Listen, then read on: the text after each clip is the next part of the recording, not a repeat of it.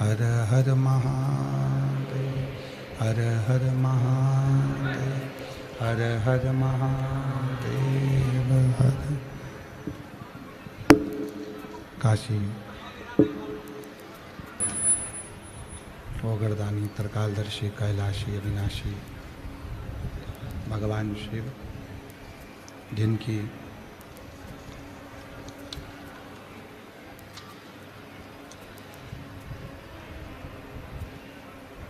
पुनीत पावन पवित्र शिव महापुराण की कथा भगवान देवादिदेव महादेव की कृपा से, उनकी करुणा से, उनकी उदारता से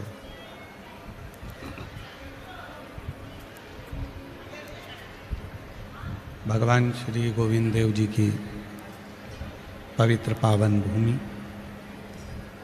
जहाँ भगवान श्री गोविंद देव जी महाराज अपने एक आनंदमय स्वरूप में विराजते हैं, ऐसी पवित्र पावन भूमि पर भगवान शिव की कृपा से, भगवान शंकर की करुणा, उनकी उदारता से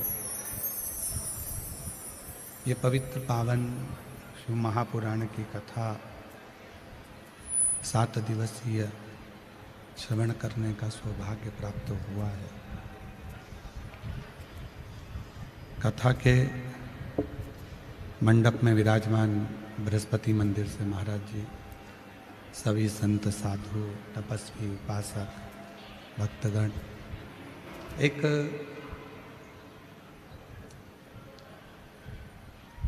भगवान शंकर का भक्त बनना,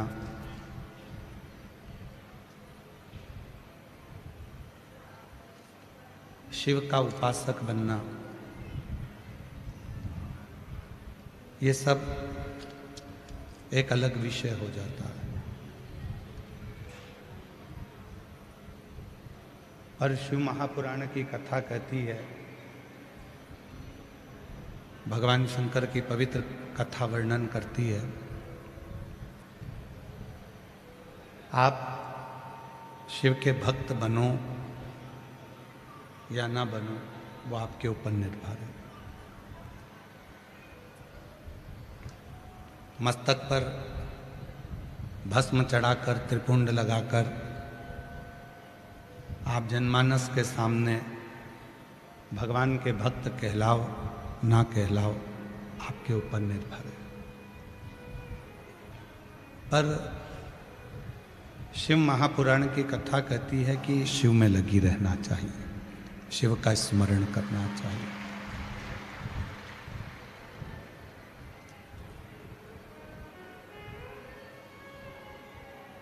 संपूर्ण संसार में, संपूर्ण जगत में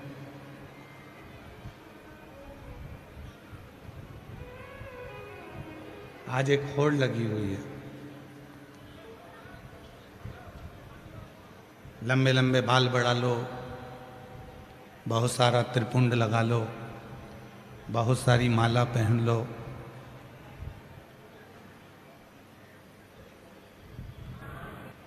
आज के समय में एक होड़ लगी है।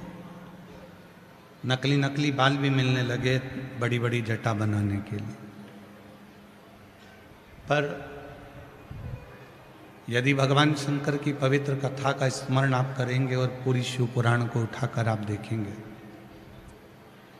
पूरी स्कंद पुराण को आप उठाकर देखेंगे, लिंग पुराण को, नर्मदा पुराण को, शिव पुराण को, इनको उठाकर यदि आप देखेंगे तो आपको मिलेगा कि बाहर का जो स्वरूप है, हमारे बाहर का जो स्वरूप है, वो भले बदले ना बदले, पर शिव पुराण में लिखा है कि अपने भीतर को बदलने का प्रयास करो। तुम्हारे बाहर के स्वरूप से बाहर की आवाज़ अंदर आ रही है, पर अंदर की आवाज़ अंदर नहीं आ रही है। और आवाज़ क्लियर करो, डीले कम खोल के।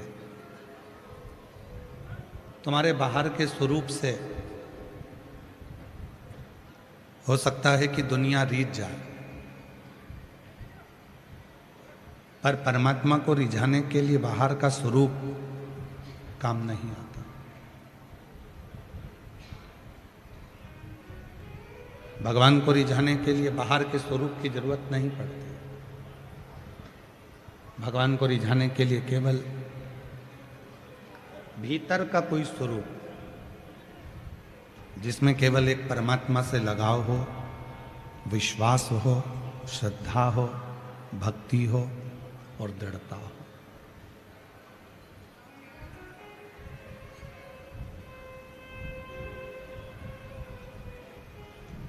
आज व्यक्ति के भीतर धन की कमी नहीं है, उसके पास में संपदा बहुत ज्यादा है। धन कम नहीं है, उसके पास में पैसे की कमी नहीं है।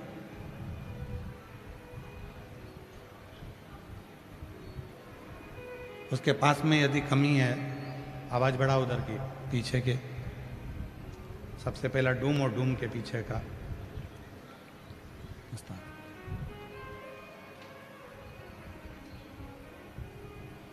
आज के व्यक्ति के पास में धन की कोई कमी नहीं है, संपदा की कोई कमी नहीं है, पर उसके पास यदि कमी है तो मन की शांति की कमी, हृदय की शांति की कमी। और वो शांति उसको, आवाज खोलिए उधर की, एक लड़के को भेजो उधर पीछे की ओर, जरा मालूम करवा।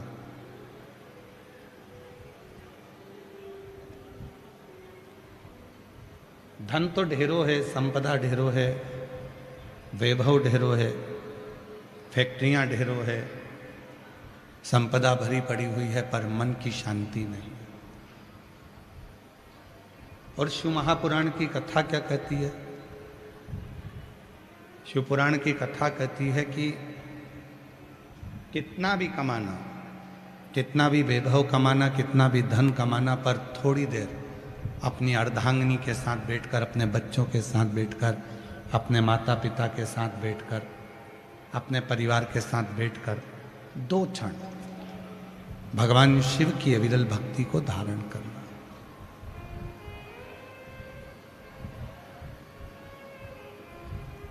क्यों? भगवान शंकर पार्वती जी से कहते हैं, पार्वती मैंने दुनिया के लोगों को बहुत वैभव दिया,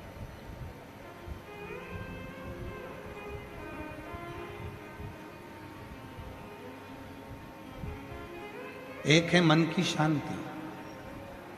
शिव जी कहते हैं वो मन की शांति को मैंने अपने पास में रखा, और जो मेरे पास में आता है, जो कुछ देर मेरे पास आकर बैठता है, शिव कहते हैं उसको मैं हृदय की शांति प्रदान कर देता हूं। हृदय की शांति, आत्म शांति उसको दे। ये जो मन की शांति है, जो हृदय की शांति है, जो चित्त की शांति है, शिव के चरणों में प्राप्त होती है, राम के चरणों में प्राप्त होती है, कृष्ण के चरणों में प्राप्त होती है, भगवान के चरणों में प्राप्त होती है। ये जो मन की शांति है, ये भगवान के चरणों में मिल जाती है, परमात्मा के चरणों में मिल जाती है। और इस शांति को पाने के लिए आपको बहुत दूर जाना नहीं है।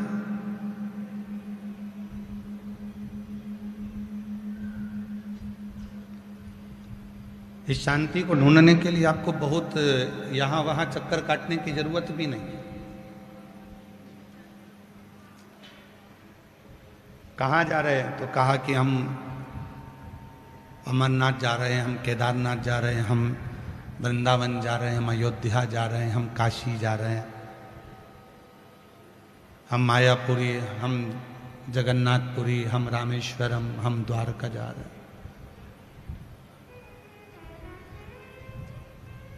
चले जाओ, मना नहीं है, पर कभी तुम अपने मन के अंदर ही नहीं गए, कभी तुम अपने चित्त के भीतर ही नहीं गए, कभी तुम अपने घर के मंदिर में सुकून से बैठे ही नहीं, कभी तुम अपने घर के पास के मंदिर में नहीं गए, शांति से बैठकर बाबा का स्मरण नहीं किया, तो ईमानदारी से बोलो, चाहे दुनिया के सारे 12 ज्योतिर्लिंग कर लेना, चाहे सारे तीर्थ कर लेना, तो भी वो शांति तुम्हारे भीतर नहीं मिल सकती, क्योंकि तुमने अपने अंदर शांति को ढूंढा नहीं। तुमने अपने भीतर उस शांति को ढूंढा नहीं है, तुम अपने अंदर उस शांति को ढूंढ नहीं पाए। जिस दिन तुमने अपने भीतर उस शांति को ढूंढने का प्रयास किया, अपने भीतर उस परमात्मा को ढूंढने का प्रयास किया, फिर तुम्हें कहीं जाने की जरूरत नहीं पड़ेगी। यदि आप लोगों ने कथा सुनी होगी पुणे से, तो पूना में हमने कथा बांची थी, तो उसमें वर्णन किया था कि किसी ने एक प्रश्न किया था कि मंदिर कितना बड़ा होना चाहिए। अगर आप लोगों ने पूना की कथा सुनी होगी तो उसमें सुना होगा कि घर में मंदिर कितना बड़ा बनाना चाहिए। पूरा एक कमरा मंदिर बना दें, हॉल में मंदिर बना दें, एक अलग से कमरा मंदिर बना दें, वास्तुशास्त्री आकर बताएंगे कि यहाँ मंदिर बना दो, मकान बनाने वाले बताएंगे कि यहाँ मंदिर बना दो, धर्मपत्नी कहेगी यहाँ मंदिर बना दो, कोई कहेगा यहाँ मंदिर बना दो। पुणे की कथा में कहा था, किसी ने प्रश्न किया था कि मंदिर कितना बड़ा बनाना चाहिए घर के अंदर। तो शिव महापुराण में कहीं पर भी ये प्रसंग नहीं लिखा कि मंदिर कितना बड़ा होना चाहिए। शिव महापुराण में ये प्रसंग, जितना बड़ा बनाओगे, दिल जितना बड़ा होगा, मन जितना बड़ा होगा, चित्त जितना बड़ा होगा, हृदय जितना बड़ा होगा, परमात्मा तुरंत आकर बैठ जाए। अब घर तो बड़ा बना लिया, बंगला भी बड़ा बना लिया, मकान बड़ा बना लिया, मंदिर बड़ा बना लिया, सब कुछ बड़ा बनाया। बेडरूम बड़ा है, किचन बड़ा है, ड्राइंग रूम बड़ा है, हॉल बड़ा है, सोफा सेट बड़ा है, सब कुछ, एसी बड़ा है, पलंग बड़ा है, वॉशरूम बड़ा है, मंदिर भी बड़ा बना लिया, और मालूम पड़े दिल वही छोटा की छोटा रह गया, तो मंदिर बड़ा बनाने से फिर कोई फायदा नहीं हुआ, कोई।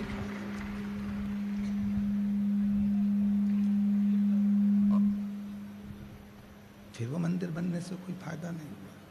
तुमने घर बड़ा बनाया, मकान बड़ा बनाया, किचन बड़ा बनाया, तुमने मंदिर बड़ा बनाया, और मन छोटा की छोटा रख दिया, हृदय छोटा की छोटा रख दिया।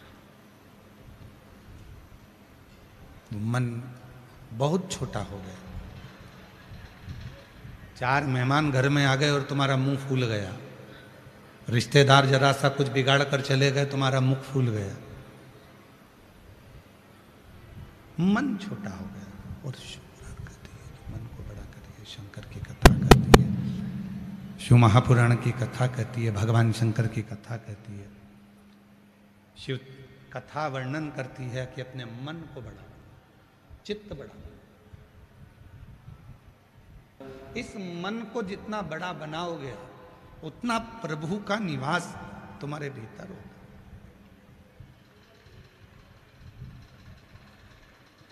हम मन ही बड़ा नहीं बना पा रहे, कथा में आ रहे हैं तो भी झगड़ा कर रहे हैं। मेरे पास में ए नंबर का पास है, जाऊंगी अंदर। बाहर खड़े होकर लोग कह रहे हैं जगह नहीं है, भरा चुका है, तुम कोई दूसरा पंडाल चले जाओ। मेरे पास है ना, पास है ना, मैं जाऊं, मुझे अंदर जाना।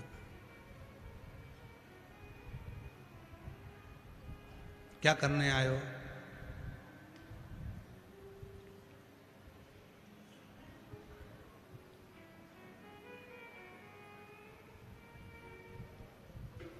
कथा सुनने के लिए। आगे बैठोगे तो भी वही मिलना है, और पीछे बैठोगे तो भी वही मिलना है।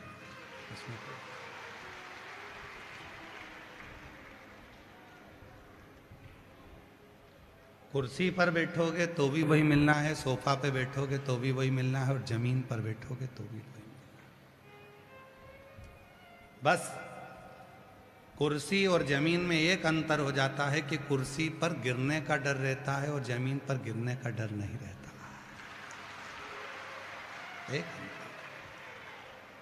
कुर्सी और जमीन पर एक ही अंतर है, कुर्सी जाने का डर रहता है, तुम उठने नाचने के लिए और कोई का लेकर भग गया तो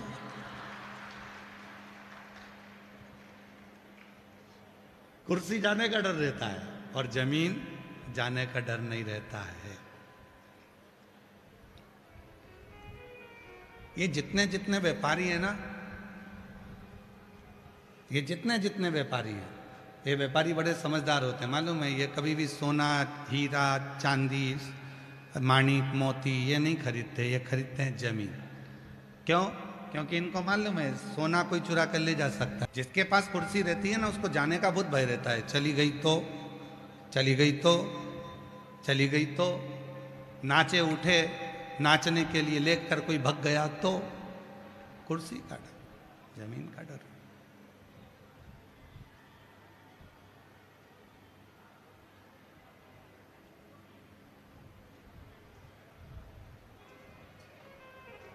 भय नहीं है वहां पर, भूमि पर बैठे।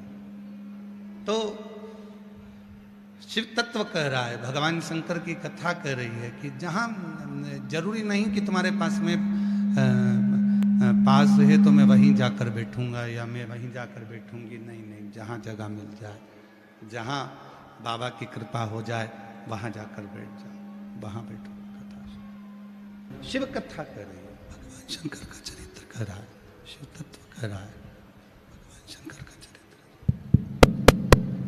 भगवान शंकर का चरित्र कह रहा है, शिव तत्व कह रहा है, शंकर जी की कथा कह रही है। शिव की कथा जहां मर्जी पड़ जा, जहां मन पड़ जा, वहां बैठकर सुन, वहां शिव।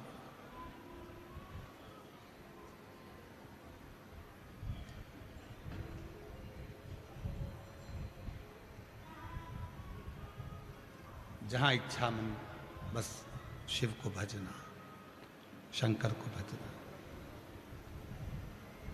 महाराज, आज का व्यक्ति सोचता है कि मैं भगवान को जल चढ़ाना प्रारंभ करूं और भगवान मेरा कल्याण करना प्रारंभ कर दे। सब्र नहीं है। यहां पर भी कई मेरी जीजियां बैठी हैं, कई मेरे जीजा बैठे हैं, कई मेरी बेटियां बैठी हैं, कई मेरे बेटा, कई मेरे बुजुर्ग माँ बाप बैठे हैं। 2 महीना जल चढ़ाया, 1 महीना जल चढ़ाया और भगवान से निवेदन करा, 15 दिन पहले मेरे बेटे की एग्जाम है और तुम पास कर देना। 20 दिन हुए जल चढ़ाते चढ़ाते, 15 दिन हुए और भगवान पे प्रेशर दे रहे, पास कर देना नहीं तो कथा में नहीं जाऊंगी। भाई 20 दिन ही हुए हैं जल चढ़ाते हैं, कथा सुनते सुनते अभी लगभग 2, 3, 4 कथा ही सुनी है और उतने में भगवान पे प्रेशर दे रही है, मेरा ये काम कर देना। हम आपसे पूछते हैं, बच्चे को जन्म लेने में कितने महीने लगते हैं? जम के बोलो जरा। 9 महीने। फैक्ट्री को बनाने में कितना समय लगता है? 2 साल। दुकान को बनाने में कितना समय लगता है? 1 साल। मकान को बनाने में कितना समय लगता है? 1.5 साल, 2 साल, 6 महीना, 9 महीना, 10 महीना।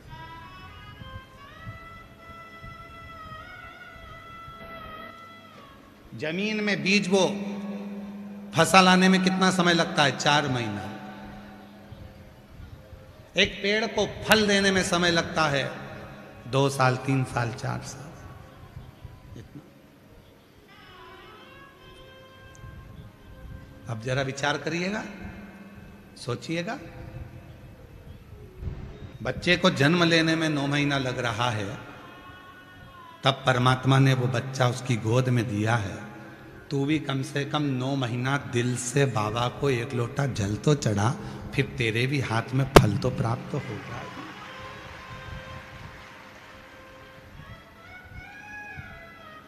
एक पत्र है, अच्छा है, देखिए।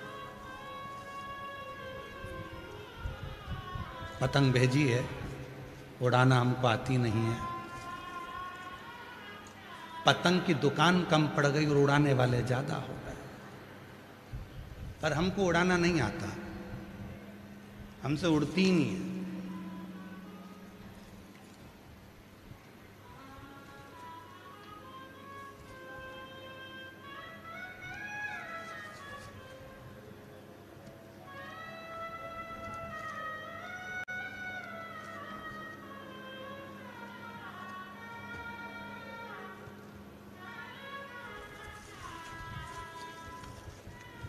पत्र और था।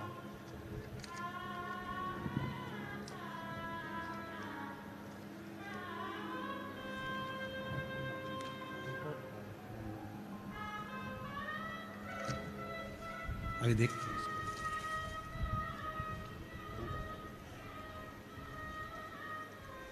भावना चौहान जी आ जाइए।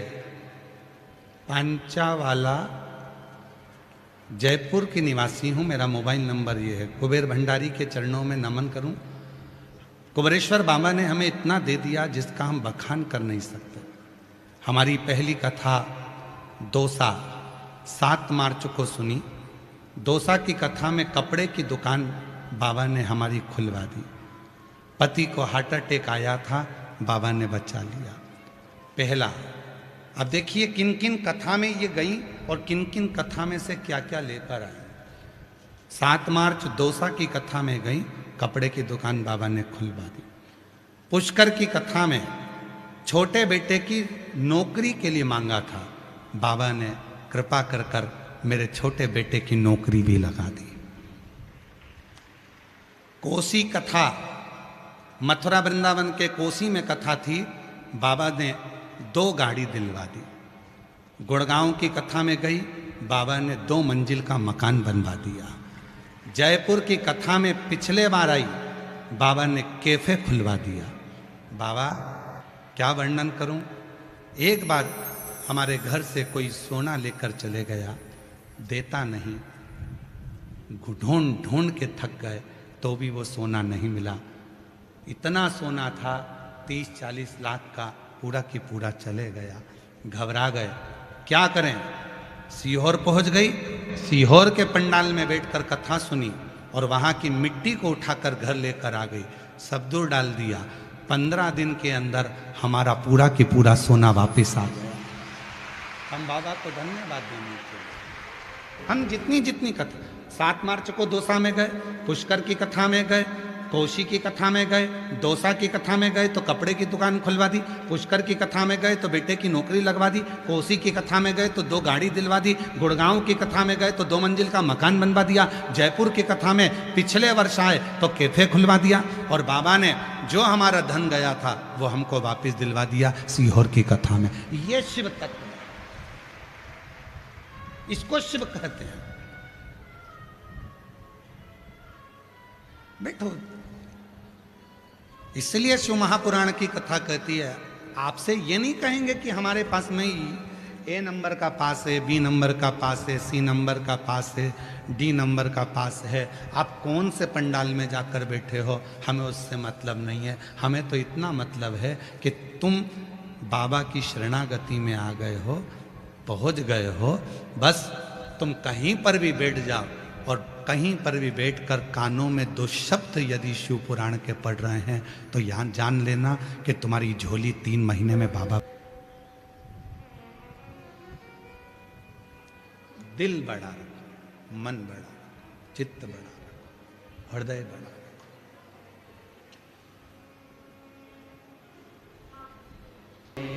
वो तुम जो भावना लेकर आए हो। अब सीहोर वाला बाबा दिख रहा है, नहीं दिख रहा। सीहोर वाला बाबा कहाँ बैठा है, कथा सुना रहा है, दिख रहा है, नहीं दिख रहा, मत दिख रहा। तुम तो सुनो, बाबा आया है, मेरा कल्याण करेगा, कथा सुनूंगी।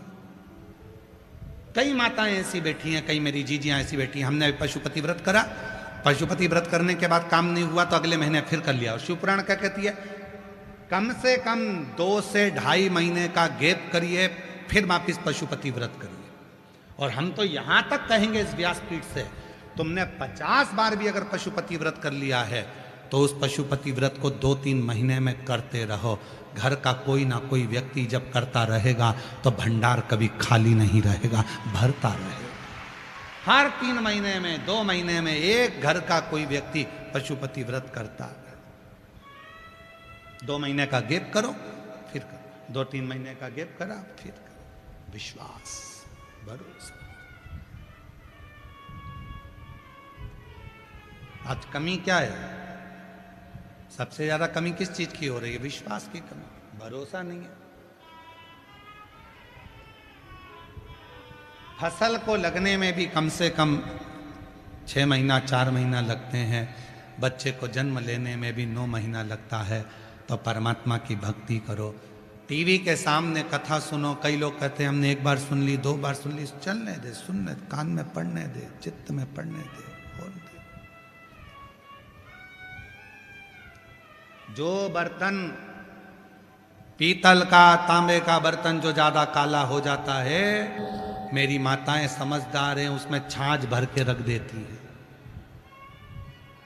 जो बर्तन तांबे का, पीतल का, लोहे का ज्यादा काला हो गया तो उसमें छाछ भर दी, मही भर दिया, दही भर दिया, छाछ भर कर रख दी, छोड़ दिया छाछ रखकर। 2-4 दिन में 2 बार 3 बार छाछ भरी रख दी। जब छाछ भरी हुई रख देंगे, फिर छाछ को जब ढोल देंगे, बर्तन को जब घसेंगे, एकदम साफ हो जाएगा। उसी तरह हम भी, हो सकता है कि वो बर्तन है जो साफ नहीं हो पाए, तो शिव नाम की छाछ, शिव नाम की भक्ति, इसको भर कर रखो। जब तक भर कर रखोगे, किसी ना किसी दिन ये बर्तन साफ हो ही जाएगा। ये बर्तन साफ निश्चित है। एक पत्र है,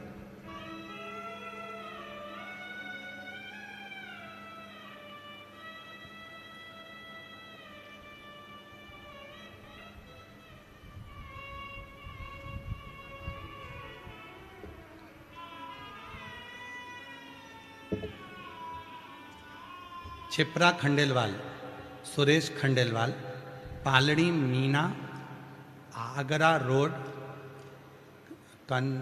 आगरा रोड, कनौता, कनौता ही है, कनौता, जयपुर की निवासी हूँ। कहीं बैठी हो तो हाथ हिला सकती हैं। गुरुजी, मेरी बेटी याशिका 23 साल की है। बचपन से न बोलती थी, न सुनती थी, न समझती थी गुरुदेव, न चल पाती थी, न हिल पाती थी। शरीर में कष्ट था, न बोलती, न सुनती, न चलती, न समझती। आज बाबा को धन्यवाद देने के लिए आई हूँ।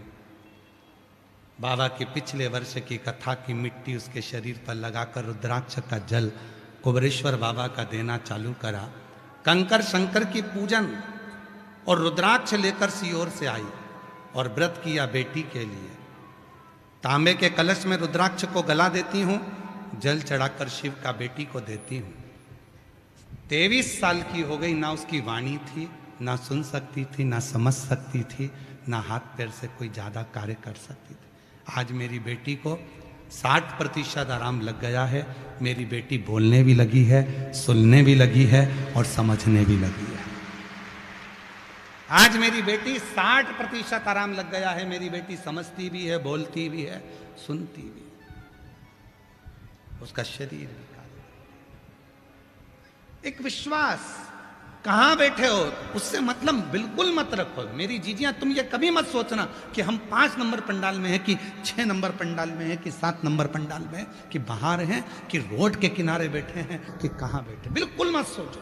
तुम तो ये सोचो कि अपने पापा के घर, अपने बाबुल से बात करने के लिए अपने पिता के पास शिव महापुराण में पहुंचे हो, फिर वो संभालेगा, उसका काम संभालेगा उसके पास। हम उसके समर्पित होकर, मकान मत देखो कितना बड़ा है, मंदिर मत देखो कितना बड़ा है, दिल देखो, हृदय देखो, मन देखो।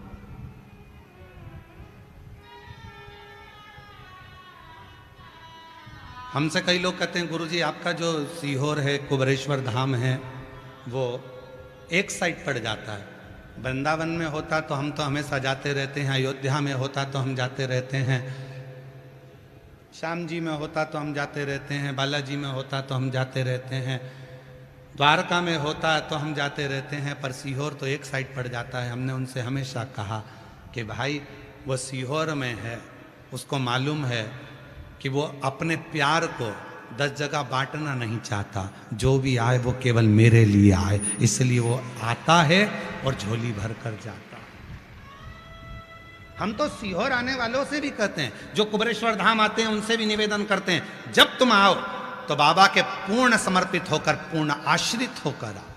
उसके 5 कंकर बीनो, पूजन करो।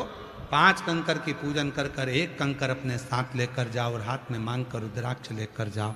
उससे विनय कर कर जाओ कि तेरे भरोसे है, तेरे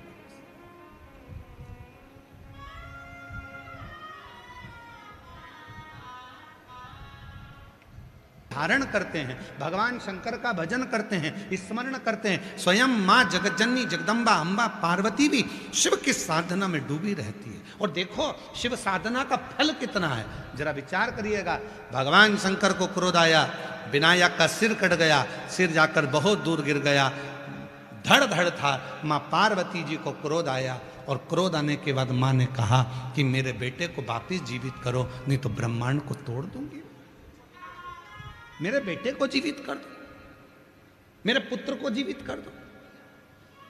शिवजी ने जो वचन किया, श्री गणेश पुराण, यदि आप लोगों ने गणेश पुराण सुनी हो तो उसमें नहीं सुनी हो तो पढ़कर देखना। गणेश पुराण में वर्णन मिलता है, गणेश पुराण में आता है, गणेश पुराण में वर्णन आता है। गणेश पुराण में वर्णन किया गया, स्वयं भगवान शंकर पार्वती से कहते हैं, पार्वती तू कहती है कि गणेश जी को मैं जीवित कर दूं, मैं इसके शरीर को वापस जीवित कर दूं, मैंने तो इसको मारा है, मैं जीवित कैसे कर सकता हूं? तो पार्वती जी बोली फिर जीवित कौन करेगा? तब भगवान शंकर ने पार्वती जी से कहा, बाहर नंदी खड़ा है, उससे जाकर पूछो, नंदी अगर मेरा बेटा जीवित नहीं हुआ तो मैं पूरे ब्रह्मांड को तोड़ दूंगी, मैं इस पृथ्वी को चूर चूर कर दूंगी। तब नंदी ने कहा, मां क्यों चिंता करती हो, क्यों चिंता करती?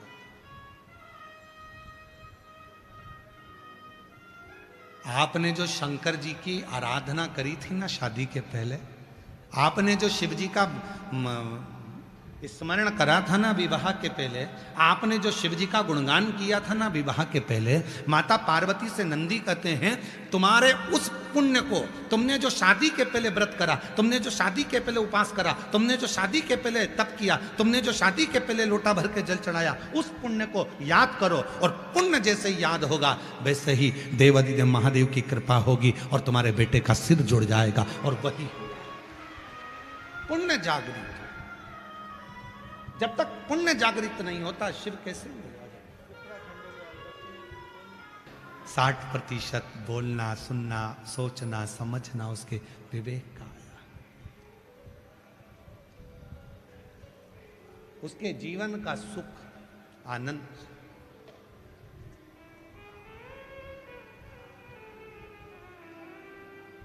कल एक बच्चा आया था, उसको माइक दिया, कितना बोल रहा था। इतने सालों के बाद जब वाणी आती है, आंख से दिखाई नहीं दे और एकदम आंख का ऑपरेशन हो और दिखना चालू हो जाए तो सब कुछ देखकर खुशी होती है। वाणी नहीं होती और एकदम वाणी आती है तो बोलकर खुशी होती है। सुनाई नहीं देता और कुछ अच्छा सुनने को मिल जाए तो खुशी होती है। सोचने की शक्ति नहीं होती और सोचना प्रारंभ हो जाए तो खुशी होती है।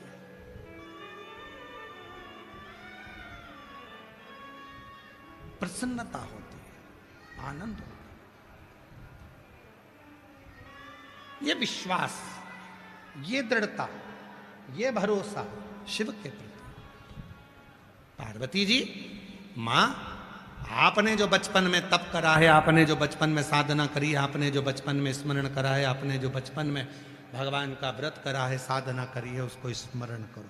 और मेरी जीजियों से आज निवेदन है, जितनी जयपुर की मेरी बेटियां, जयपुर की मेरी जीजियां, जयपुर के मेरे जीजा, जयपुर की मेरी माताएं, जितने मेरे माता पिता यहाँ बैठे हैं उनसे निवेदन करो, जितने कथा श्रवण कर रहे हैं आप सबसे निवेदन है, जब कहीं तुम्हें लगे कि बहुत बड़ा दुख, बहुत बड़ी तकलीफ आकर खड़ी हो गई है, तो तुमने जो अपनी बाल्यावस्था में, पूर्व में, बचपन में कोई सोमवार का व्रत करा हो, कोई शिव जी के मंदिर गई हो, कोई शंकर जी का स्मरण करा हो, तो एक बेलपत्र लेना, कितनी भी दुख की घड़ी हो और भले हॉस्पिटल में खड़े हो, तकलीफ के समय पर खड़े हो, एक बेलपत्र लेना और अपने पूर्व के करे हुए पुण्य का स्मरण करना। बाबा मैंने तेरे भरोसे तेरा व्रत किया था, आज उस व्रत का पुण्य मुझे यहाँ ला कर दे दे। और एक बेलपत्र जैसे ही शिव को चढ़ाओगे, शिव उसी क्षण तुम्हारे सामने आकर खड़ा होगा। शिव उसी पल तुम्हारे सम्मुख में आकर खड़ा होगा, उसी पल। उसी क्षण शिव खड़े हुए।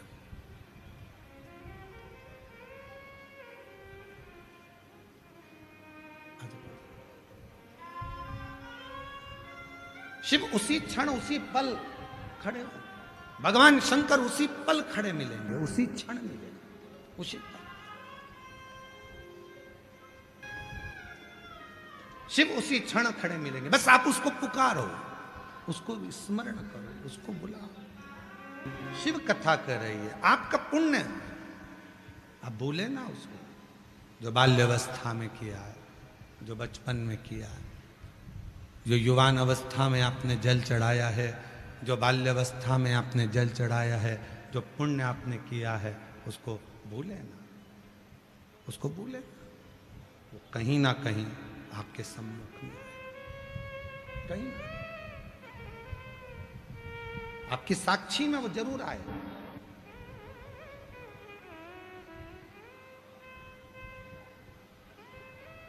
जीवन में एक बात स्मरण करिएगा, सारे पुराण उठाकर देखिएगा, सारे पुराण उठाकर पढ़िएगा। मरने से पहले आपके शरीर के द्वारा कोई पाप कर्म हो गया तो वो व्रत का पुण्य समाप्त हो गया, व्रत का पुण्य समाप्त हो गया।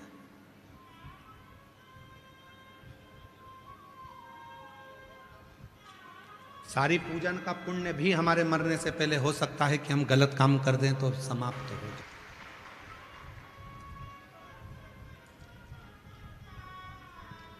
महीने में 2 एकादशी आती है और महीने में 2 प्रदोष आती है।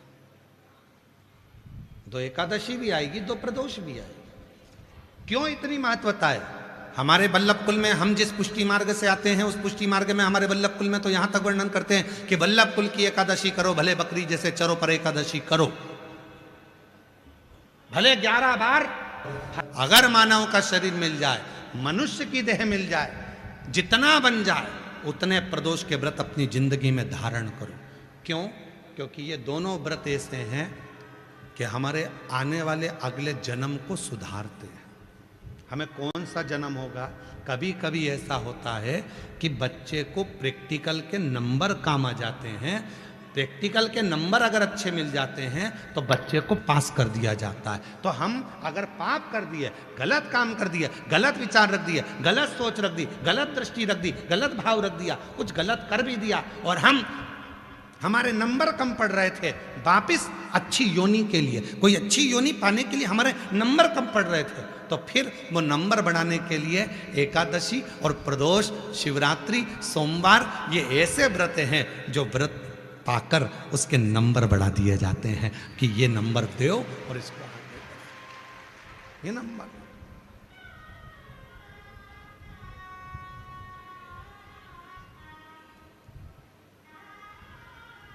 स्वामी जी के हम एक बार गए थे वहाँ धाम पर, आपके मठ पर, वहाँ तो बड़ा शिवलिंग सुंदर विराजमान, बहुत सुंदर शिवलिंग है महाराज, बड़ा सुंदर सा शिवलिंग है।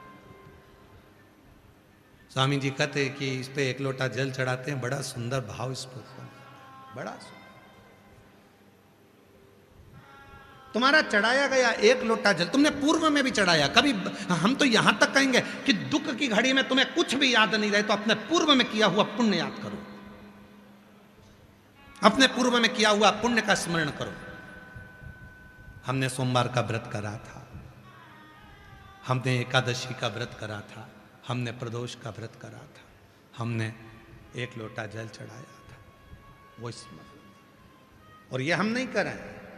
श्री गणेश पुराण, गीता प्रेस गोरखपुर की गणेश पुराण लेकर आओ, उस गणेश पुराण को पढ़िए। शंकर भगवान ने विनायक का सिर काट दिया, कटा हुआ सिर कोसों दूर चले गया। माँ जगत जननी क्रोध में लाल हो गई, माँ आद्य शक्ति क्रोध में लाल होकर कहती हैं, अगर मेरा बेटा जीवित नहीं हुआ तो मैं पूरे ब्रह्मांड को गेंद की तरह तोड़ दूंगी। तब शिव जी कहते हैं, मैंने इसको मारा है, मैंने इसके प्राण लिए हैं और मैं इसको जीवित करूं? ये हो नहीं सकता, ये नहीं हो सकता। तो कौन जीवित करेगा? नंदी से पूछा जाए। नंदी के पास गई पार्वती जी, हे नंदी, अगर मेरा बेटा जीवित नहीं हुआ तो मैं ब्रह्मांड को तोड़ दूंगी। गुस्से में लाल थी मां। नंदी ने कहा मां क्रोध ना करिए, स्मरण करिए पूर्व का स्मरण।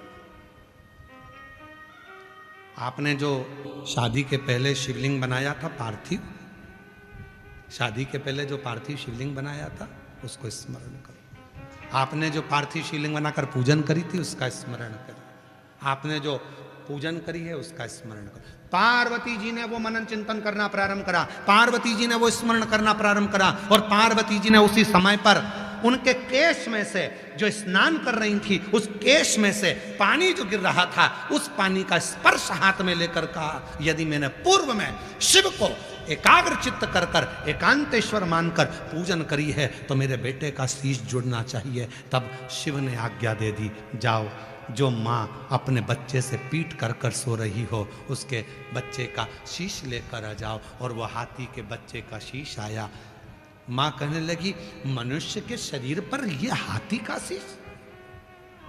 शिव कहते हैं मनुष्य के शरीर पर हाथी का शीश लगाना तो कठिन है। पुराण वर्णन कर रही है, गीता प्रेस गोरखपुर की गणेश पुराण लेकर आना, पढ़ना उसको, स्मरण करना उसको।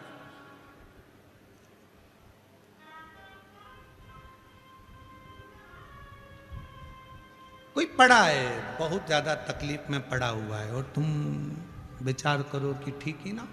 पत्र है, देखिए, स्मरण करिएगा जरा पत्र।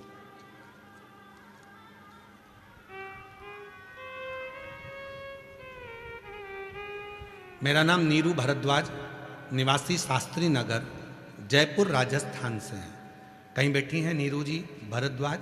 आप ही हैं? ऐसा हाथ हिला दो एक बार। हाँ जी। श्री शिवाय नमस्तुभ्यम मंत्र का प्रभाव।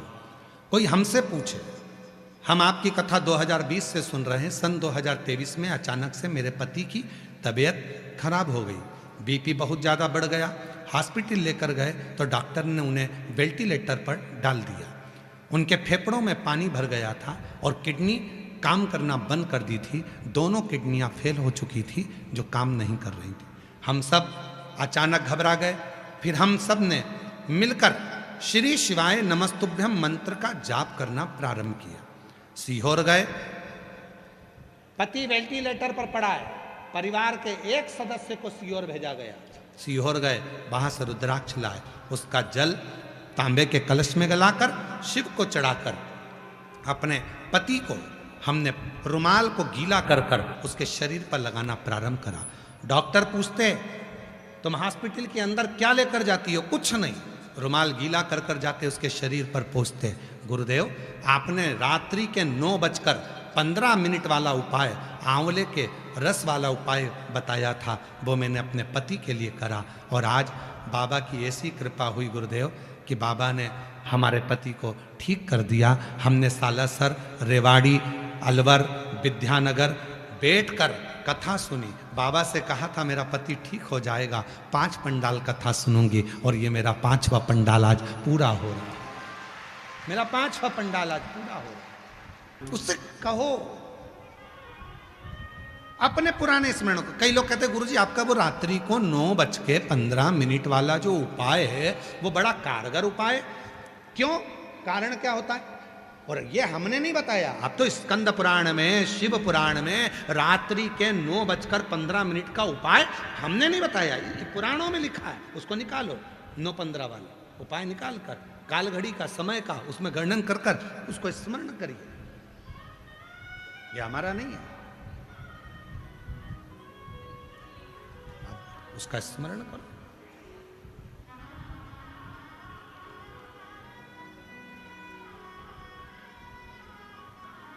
कई लोग कहते हैं गुरुजी बेलपत्र को इधर से चढ़ाओ चाहे उधर से चढ़ाओ, कौन फर्क पड़ता है?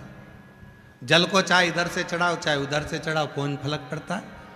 शिवपुराण वर्णन करती है रे बाबा, शिवपुराण कहती है डॉक्टर भी दवाई देता है तो बताता है ये दवाई खाली पेट लेना तो ये भरे पेट लेना, ये दवाई कुनकुने पानी से लेना तो ठंडे पानी से लेना, ये दवाई सुबह लेना तो ये रात को लेना, डॉक्टर भी बताता है। उसी तरह शिवपुराण भी बताती है कि बेलपत्र कहाँ से बैठकर चढ़ाना, जल कहाँ से बैठकर चढ़ाना। जब हार्ट शिव को भजो, शिव का स्मरण करो। और शिव जब चित्तवृत्ति में बैठे, किसी एक यूट्यूबर ने यूट्यूब में कुछ डाला है,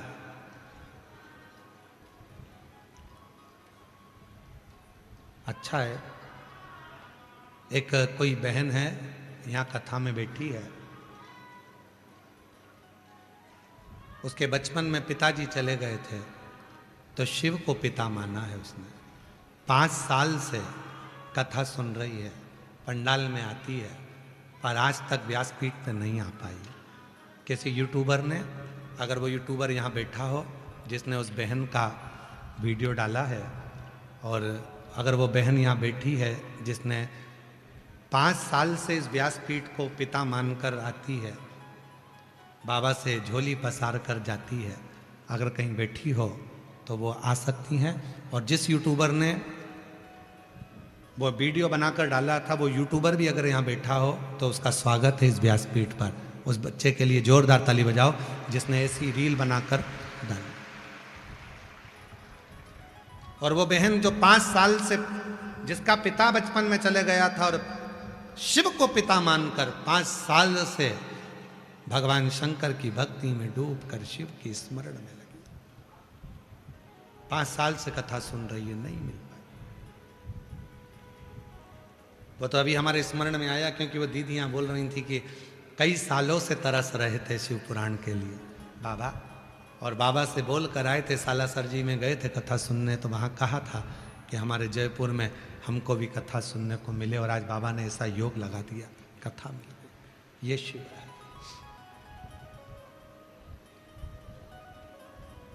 शिव को भजो, शिव का स्मरण करो।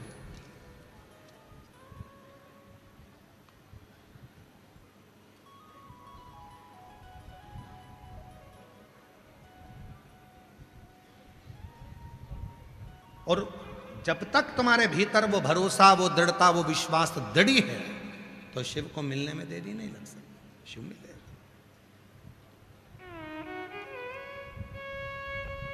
वो एक स्मरण हमारे शैलेंद्र भैया करते हैं ना महाराज,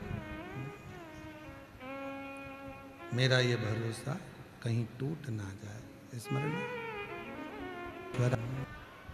भाई साहब, टेलर साहब दुकान खोल दी है, सफाई कर दी है, क्या क्या काटना है। अब वो दर्जी फोन पर बोला, तू हाथ काट दे मैं गला काट दूंगा। अब जितने बस में बैठे थे सब उठ के भग गए। उन्होंने सोचा बताओ ये ना जाने किस किस का गला काटेगा, किस किस का हाथ काटेगा, क्या भरोसा है। पर वो दोनों अपनी बात कर रहे थे, वो अपनी बात में लगे हुए थे। तो किसी किसी के समझ में आ जाता है कि हाँ कुंदकेश्वर नाम से क्या फर्क पड़ता है, एकांतेश्वर महादेव के नाम से क्या फर्क पड़ता है, भगवान शंकर के पिपलेश्वर नाम से क्या फर्क पड़ता है, बटकेश्वर नाम से क्या फर्क पड़ता है। किसी किसी को जब जब समझ में आएगा तब तब जानेंगे कौन से नाम से क्या फर्क पड़ रहा है। सब नाम अलग है, सब नाम के सब भाव। और महाराज श्री शिवाय नमस्तु। भगवान शिव की भक्ति में तल्लीनता हो, बिदल उत्पल को सन्मात कर दिया माँ ने। समय आया एक भाव व्यक्त किया माता ने, भगवान शिव से प्रार्थना करी माता ने, और माँ आद्य शक्ति जगत जननी जगदम्बा अम्बा भवानी माँ शिव जी के साथ में काशी भ्रमण करने के लिए चल दी। माता पार्वती जी काशी के लिए चली। जब भ्रमण करने के लिए काशी के लिए चली है माँ पार्वती जी, शिव जी को कोई जरूरी एकदम कार्य आया, भगवान शंकर उठकर एकदम जाने लगे। शिव उठे जाने लगे।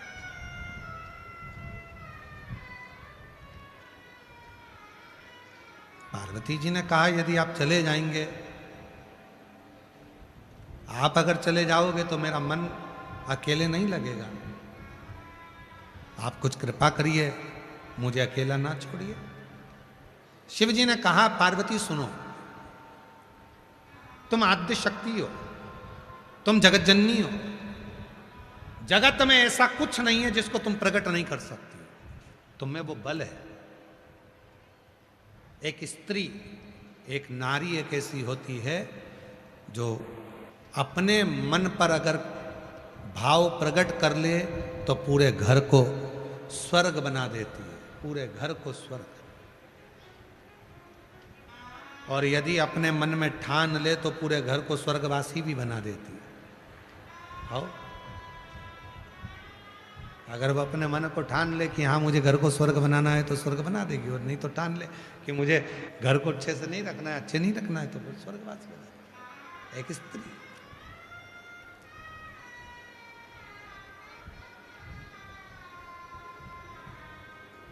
तुम क्या चाहती हो पार्वती? पार्वती जी कहती है मैं अकेली यहाँ नंदन वन में करूंगी, मुझे इस नंदन वन में अकेले नहीं रहना, मैं इस नंदन वन में अकेला नहीं रहना चाहती, इस नंदन वन में मैं अकेली नहीं रहना चाहती। शिव जी ने कहा तो अकेली मत रहिए।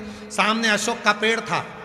माँ जगत जननी जगदम्बा अम्बा पार्वती जी से कहा यदि तुम चाहती हो कि मैं अकेले नहीं रहना चाहती। बैठ गई, नेत्र बंद किया, नेत्र बंद कर कर माँ जगत जननी जगदम्बा अम्बा ने, माता शक्ति ने, माँ दुर्गा भवानी ने, माँ शक्ति ने अपने नेत्र बंद कर कर शिव का स्मरण किया। भगवान शंकर का स्मरण कर कर माँ शक्ति ने जब भगवान शिव का स्मरण कर कर अशोक के वृक्ष की ओर दृष्टि दी, जैसे ही दृष्टि दी तो उसी अशोक वृक्ष की मिट्टी से सामने से एक सुंदर सी कन्या प्रकट हो गई। सुंदर सी कन्या, वो आकर मां जगतजननी के गले से लग गई। शिव की लीला थी, शंकर भगवान को प्रकट करना था। और तुरंत जैसे ही वो कन्या गले से लग रही थी इतने में देव अधिदेव महादेव का प्राकट्य होता है। आ जाते हैं भगवान देव अधिदेव महादेव भगवान शिव। आकर पूछा ये कौन है? पार्वती जी ने कहा आपने कहा था मेरे एकांत को मिटाने के लिए मैंने इस कन्या को प्रकट किया। शिव जी ने उसका नाम अशोक सुंदरी रख दिया। क्या नाम रखा? अशोक सुंदरी। उसका नाम अशोक सुंदरी रख दिया। पार्वती जी ने कहा ये कन्या जिसको मैंने प्रकट किया है इसको कोई वर नहीं देंगे आप? शिव जी ने ब्रह्मदेव को प्रकट करा, भगवान विष्णु को आमंत्रित करा, इंद्र को बुलाया, गरुण को बुलाया, वरुण को बुलाया। 33 कोटि देवता उस नंदन वन में, उस काशी में एकत्रित हो गए। और नंदन वन की भूमि पर, काशी की भूमि पर सारे देवता प्रकट होकर उस अशोक सुंदरी को देखकर, उसकी सुंदरता को देखकर, उसके भोलेपन को देखकर, उसकी कोमलता को देखकर भगवान ब्रह्मा ने, भगवान विष्णु ने, भगवान शिव ने वर प्रदान कर दिया। हे शंकर, तुम्हारी ये पुत्री कहीं और नहीं तुम्हारे ही साथ रहेगी और हम वर देते हैं। सब देवताओं ने मिलकर वर दिया। जो शिव जी पे जल चढ़ेगा मां शक्ति जगत जननी के हाथ से निकलकर अशोक सुंदरी के पास पहुंचेगा। जैसे ही अशोक सुंदरी के पास वो जल पहुंचेगा, अशोक सुंदरी एक कन्या के भाव से अपने पिता से कहकर उसके दुखड़ों को समाप्त करवा देगी। वो अशोक सुंदरी, वो अशोक सुंदरी।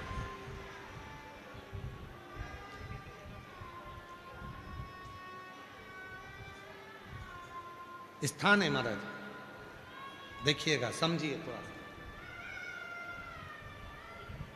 जरा समझिएगा। ये शिवलिंग है, ये जलाधारी माता पार्वती जी का हस्त कमल है।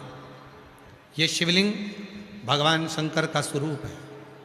जो सामने जल बहता है उसके राइट का जो भाग है वो श्री गणेश जी महाराज हैं, लेफ्ट का जो भाग है वो श्री षडानंद कार्तिकेय हैं, और बीच में शिवलिंग के ठीक सामने एक मोटी सी लाइन होती है। कई जगह पे वो सांप बना होता है, कई जगह पर मोटी सी लाइन बनी होती है। वो अशोक सुंदरी का स्थान होता है। कौन का स्थान है? अशोक सुंदरी का स्थान। जब जीवन में बहुत कर्जा हो जाता है या धन की कमी पड़ने लगती है तो यही एक जब जीवन में बहुत कर्जा हो जाता है या धन की कमी पड़ने लगती है तो यही एक अशोक सुंदरी का स्थान ही एक ऐसा स्थान है जहां पर कुमकुम का लेपन, कुमकुम कहते हैं रोली को, उस रोली का लेपन किया जाता है। उसी रोली को लाकर दरवाजे पर लगाया जाता है। प्रत्येक शुक्रवार, प्रत्येक सोमवार, प्रत्येक प्रदोष, प्रत्येक शिवरात्रि यदि इस अशोक सुंदरी वाली जगह पर कुमकुम का लेपन करा जाए, कुमकुम मतलब रोली, रोली का लेपन करा जाए और उसी रोली को दरवाजे पर लाकर लगाया जाए तो भले दुकान नहीं चल रही हो, घर में पैसा नहीं टिक रहा हो, धीरे धीरे व्यापार चलना प्रारंभ होता है, धन आना प्रारंभ होता है। वो अशोक सुंदरी का स्थल, अशोक सुंदरी के स्थल का चरित्र सुनेंगे, उसमें एक अशोक सुंदरी और अशोक सुंदरी के पति का स्मरण करेंगे, अशोक सुंदरी के कथाओं का प्रसंग का वर्णन करें। ऐसा सुंदर प्रसंग यहाँ आता है। बहुत तकलीफें जब बढ़ गई, बहुत दुख जब बढ़ गया, तब फिर भेजा कि जाकर शंकर के मंदिर में दही चढ़ाओ या दूध चढ़ाओ।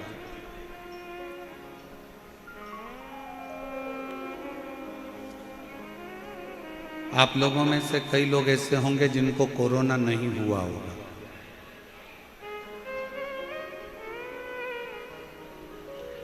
कितने लोग हैं जिनको कोरोना नहीं हुआ था?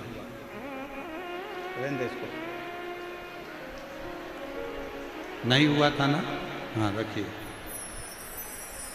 अब एक बात बताओ,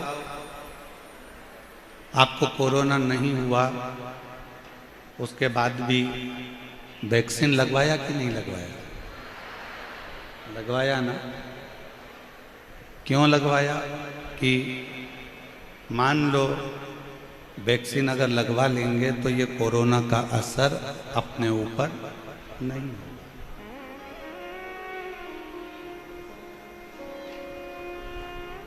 कोरोना का असर अपने ऊपर नहीं होगा।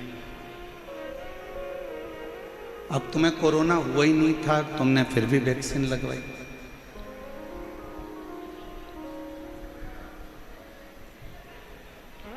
चेचक हुआ नहीं, फिर भी चेचक का टीका लगवाया। पैरालिसिस नहीं हुआ, फिर भी पोलियो की 2 बूंद दवा पी। क्यों? किस लिए? कि अगर हमने आज अगर वैक्सीन लगवा लिया तो हमको आगे चलकर कभी भी अगर कोरोना का लक्षण आता भी है तो हम बच सकते। पोलियो की 2 बूंद इसलिए पी कि कभी जिंदगी में अगर ये लक्षण आता भी है तो पोलियो की दवाई से वो ठीक हो जाए। चेचक का टीका इसलिए लगवाया कि आने वाले समय में कभी कोई तकलीफ हो तो वो बच जाए। उसी तरह कोरोना होने पर वैक्सीन लगवाना ये उत्तमता नहीं, कोरोना होने के पहले वैक्सीन लगवाना जरूरी है। उसी तरह दुख आने से पहले शिव का नाम लेना चालू कर दो तो दुख आना वाला है। कष्ट आएगा ही नहीं, तकलीफें आएगी। हमारी आदत क्या है?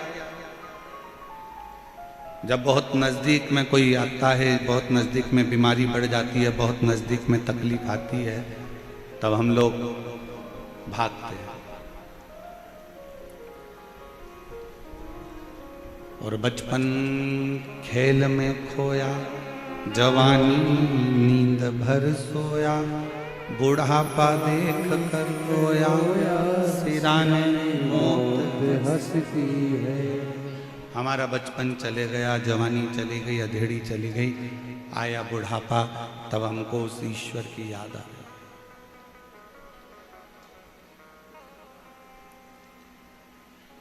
जीवन खत्म हुआ तो जीने का ढंग आया, जब शम्मा बुझ गई तब महफिल में रंग आया। गाय को दी तो गाय ने भी सोचा गली सड़ी रोटी मुझको दी।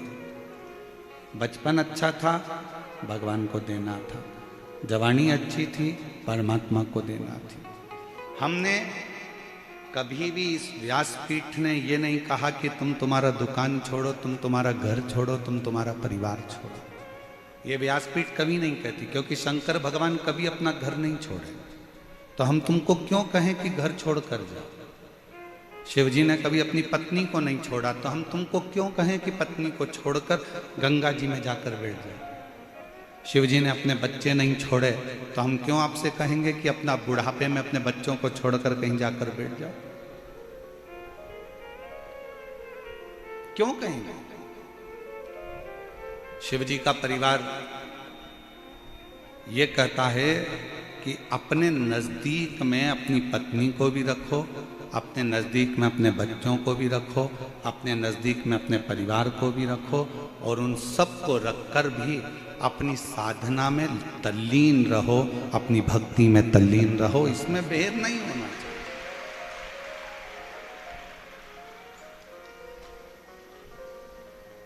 कोई महाराज तुमसे कह दे कि तुम अपना घर छोड़ दो, बिल्कुल मत छोड़ना। कह देना सीवर वाला महाराज मना करा, हम तो हमारा घर नहीं छोड़े। कोई कहे तुम अपना व्यापार छोड़ दो, बहुत व्यापार करो, तुम्हारे शरीर की कैपेसिटी है उससे दुगना व्यापार करो, भगवान तुमको इतनी कृपा कर दे कि तुम्हें रात दिन कमाने से फुर्सत ही ना मिले। मना नहीं। तुम्हारे शरीर की कैपेसिटी है उससे दुगना तुम व्यापार करो, मना नहीं। अच्छा कमाओ, पर तुम्हारी कमाई के साथ में एक बात का और याद रखना कि वो कमाई का कम से कम 100 रुपए में से 10 रुपए ऐसे कमाना कि वो 10 रुपए आप अपने खुद के ऊपर, हम दान की नहीं कहेंगे कि तुम अपना, कई लोग कहते हैं कि अपनी कमाई का इतना अंश बाहर निकाल कर दान करो, ये करो वो करो। हम तो नहीं कहते कि तुम अपनी कमाई का इतना अंश निकाल के दान करो, हम तो ये कहते तुम्हारी कमाई का इतना अंश निकाल के अपने खुद के ऊपर खर्च करो।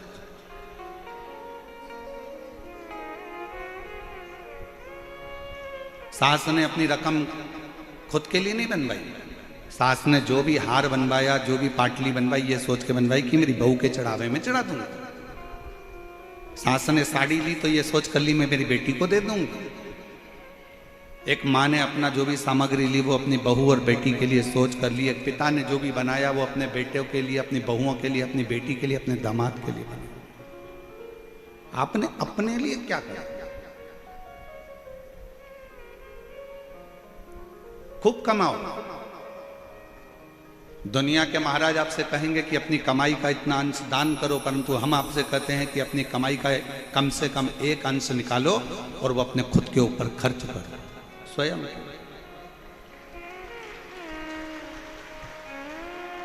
इसीलिए थोड़ा सीहोर वाला महाराज लोगों को थोड़ा खटकता है। उसके खटकने का कारण ये क्योंकि वो सीख ऐसी देता है। अब लोग कहते हैं कि अपनी कमाई का एक अंश निकाल कर दान करना, और हम कहते हैं कि अपनी कमाई का थोड़ा सा भाग निकालकर अपने ऊपर खर्च करना, स्वयं के ऊपर। हम कमाई में इतने डूब जाते हैं, हम काम में इतने डूब जाते हैं कि अपना ध्यान नहीं रख पाते। नौकर 12 बजे 1 बजे जाएगा, बिल्कुल घड़ी देखेगा नौकर, बिल्कुल घड़ी, मतलब 1 बज गई सेठ जी मैं तो ये चल। झाड़ू वाली, बर्तन वाली बिल्कुल समय देखकर आती है और समय देखकर जाती है। और दुनिया के तुम ऐसे नौकर हो गए कि तुमको दुकान पर टिफिन रखा है और खाने की फुर्सत नहीं है, कमाने में लगे हुए हो।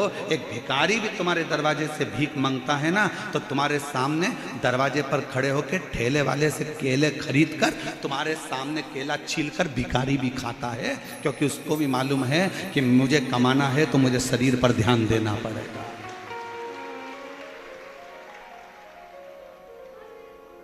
एक केवल आप और संसार के मनुष्य ऐसे होते चले जा रहे हैं कि वो अपने शरीर पर ध्यान नहीं दे रहे। कमाना है, कमाना है, कमाना। कई बुजुर्ग माताएं दिन भर लगी रहती, मेरी बेटी की शादी में मायरा भरना है, मेरी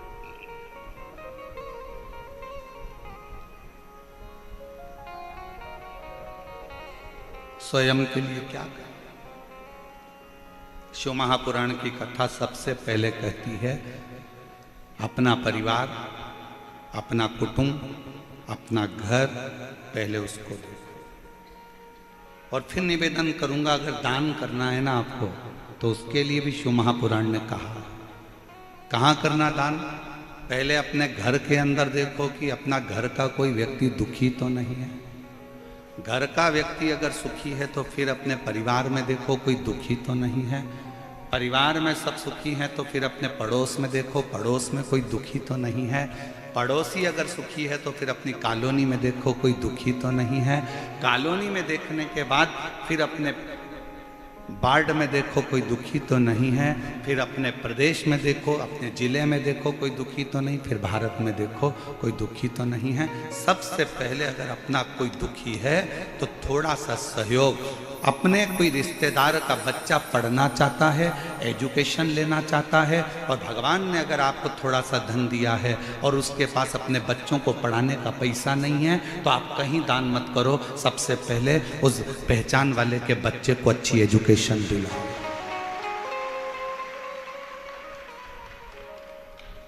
उस बच्चे को एजुकेशन दिलाइए। आप कहीं दान नहीं दे सकते, आपका कोई रिश्तेदार बहुत बीमार है, बहुत तकलीफ में है, उसके पास इंजेक्शन का, दवाई का, डॉक्टर को दिखाने का पैसा नहीं है, अपने को अगर भगवान ने दिया है तो थोड़ा सा उसकी औषधि में लगा, थोड़ा सा।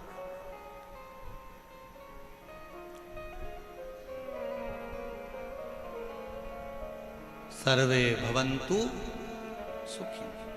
थोड़ा कहते हैं लोग कि सियोर वाला महाराज थोड़ा उल्टा चलता है, ठीक है, दुनिया गाली देती रहेगी, दुनिया अपशब्द कहती रहेगी, और अपनी एक लाइन अपन हमेशा अगर आपको बोलते हैं तो अपने ऊपर भी अमल करते हैं, क्या किसको रोइए और चादर तान के सोइए। आग लगे बस्ती में अपन बस्ती।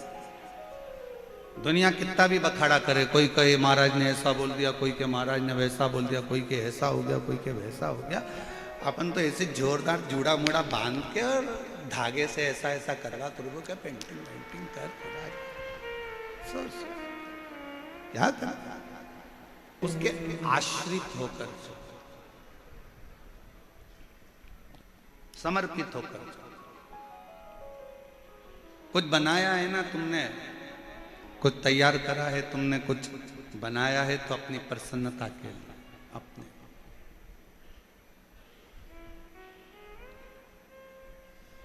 स्वयं।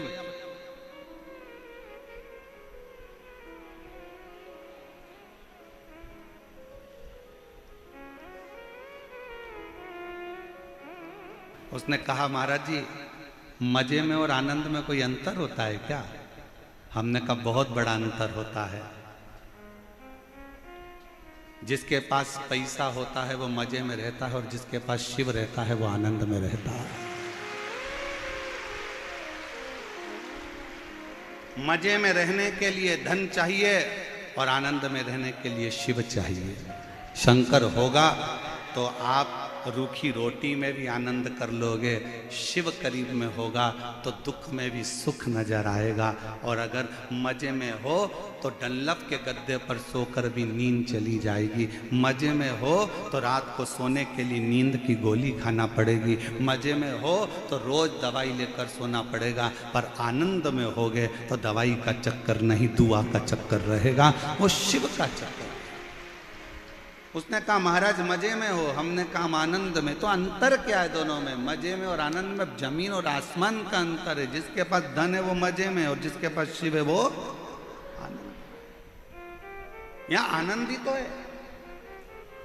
जरा बाहर जाकर एक नजारा देखिएगा, रोडों के किनारे पर, रोड पर लोग खड़े हुए हैं, धूप में लोग जमीन पर बैठे हैं। जो धूप में डामर पिघल जाता है उस धूप में लोग बैठे हैं अपना दरी बिछाकर।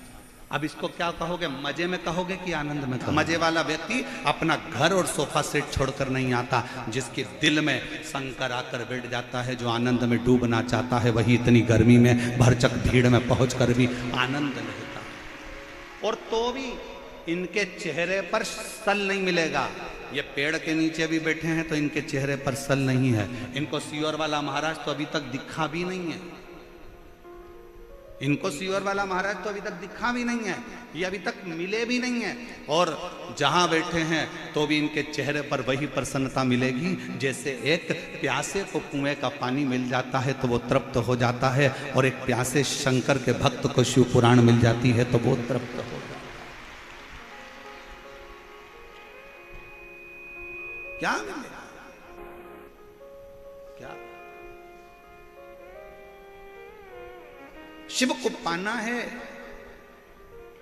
आडंबर से दूर हो जाना। शिव को पाना।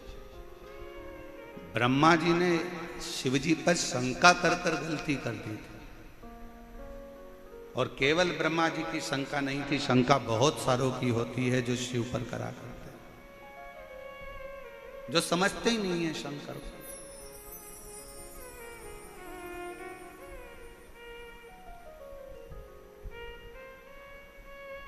जो शिव को पहचान ही नहीं पाते हैं। क्या रखा है एक लोटा जल में, क्या रखा है एक लोटा जल में, लोटा लोटा लोटा लोटा चिल्लाते रहते हो गुरुजी एक लोटा जल सारी समस्या का। अरे भाई ये इतने पत्र जो भरे पड़े हैं हम तो पढ़ भी नहीं पाते हैं भाई, 4-5 पत्र कुल टोटल पढ़ने में आते हैं और बाकी के पत्र सब यहीं की यहीं धरे रह जाते हैं। क्या रखा है शिव कथा?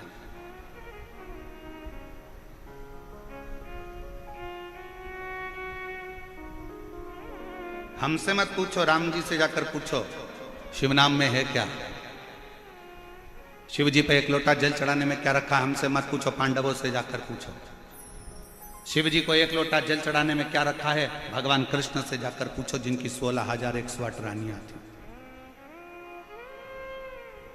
क्या है एक लोटा जल में? 16,108 रानियां होने पर भी भगवान कृष्ण के घर में संतान नहीं हुई।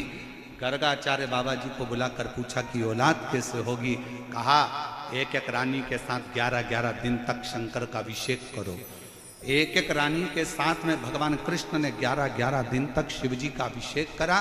शंकर हमसे मत पूछो कि शिव कथा में क्या रखा है, शंकर को एक लोटे जल में क्या रखा। राम जी से पूछो जो तैयारी कर कर गए थे लंका पर विजय प्राप्त करने के लिए, पर लंका के दरवाजे पर पहुंचने से पहले समुद्र के किनारे पर समझ गए इस लंका में जाना कठिन है क्योंकि ये शंकर की लंका है, ये शिव की दी हुई लंका है।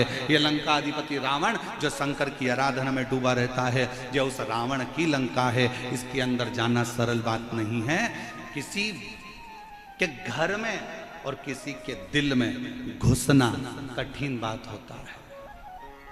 घर में भी घुसना कठिन है और दिल में भी घुसना कठिन है, और लंका तो शिव का है, इसमें जाना कठिन है। फिर आखिरी में भगवान राम जी ने रामेश्वर धाम की स्थापना करी, पूजन करी, अर्चना करी, आराधना करी, विनती करी, तब जाकर वहां से विनय प्राप्त कर कर वर प्राप्त कर कर लंका पर चढ़ाई करी, फिर लंका की ओर सेतु बांध कर गए। कोई पूछे शिव के एक लोटे जल में क्या है, कोई पूछे भगवान शंकर के नाम में क्या है, शंका मत करो। शिव की भक्ति में कभी शंका मत करो, कभी नहीं।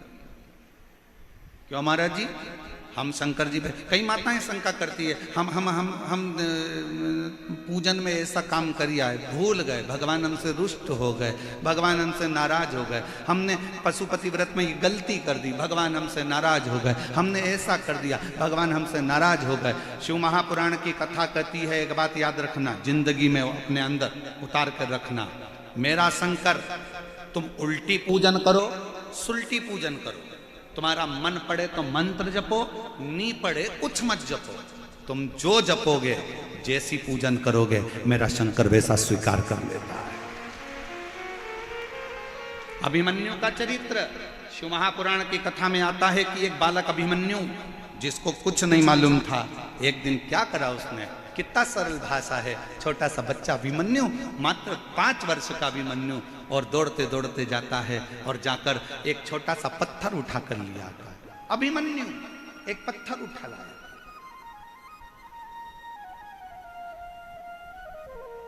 और अभिमन्यु पत्थर उठा कर लाया, उस पत्थर को उसने एक जगह पर रख लिया। क्या करता है अभिमन्यु, छोटा सा 5 साल का बच्चा दौड़ता दौड़ता जाता है, अंदर से पानी भरकर ला रहा था तो मैया ने चिल्ला दिया, कहाँ पानी लेकर जा रहा है? पानी का लोटा वहीं छोड़ दिया, अपना कपड़ा गीला करा, जिस वस्त्र को पहना था उसी को गीला कर लिया, गीला करके उसको लाके पत्थर पर निचोड़ रहा है अभिमन्यु, पत्थर पर निचोड़।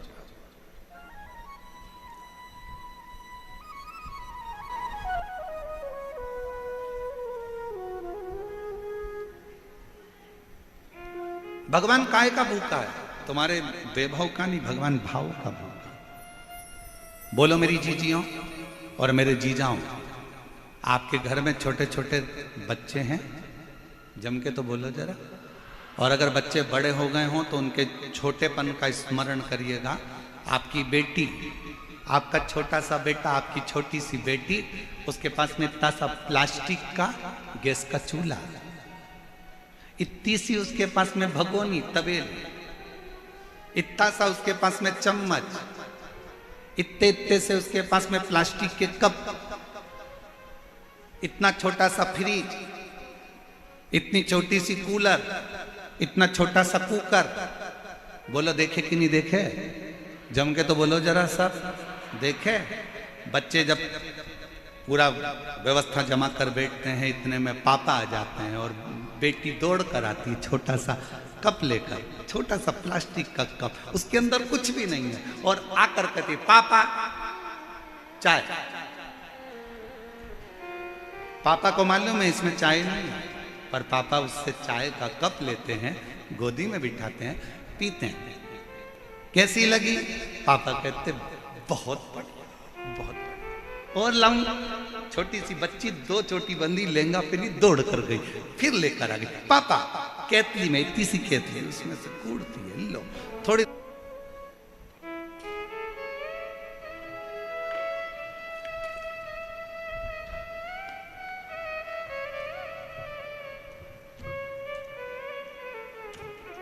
इसमें भी ईश्वर गोरा जी लगा के भेजे हैं, पत्र में भी है। आनंद कंवर, पता है सोडाला, रामनगर वेद विला, डी कॉलोनी, जयपुर। मेरा मोबाइल नंबर ये है।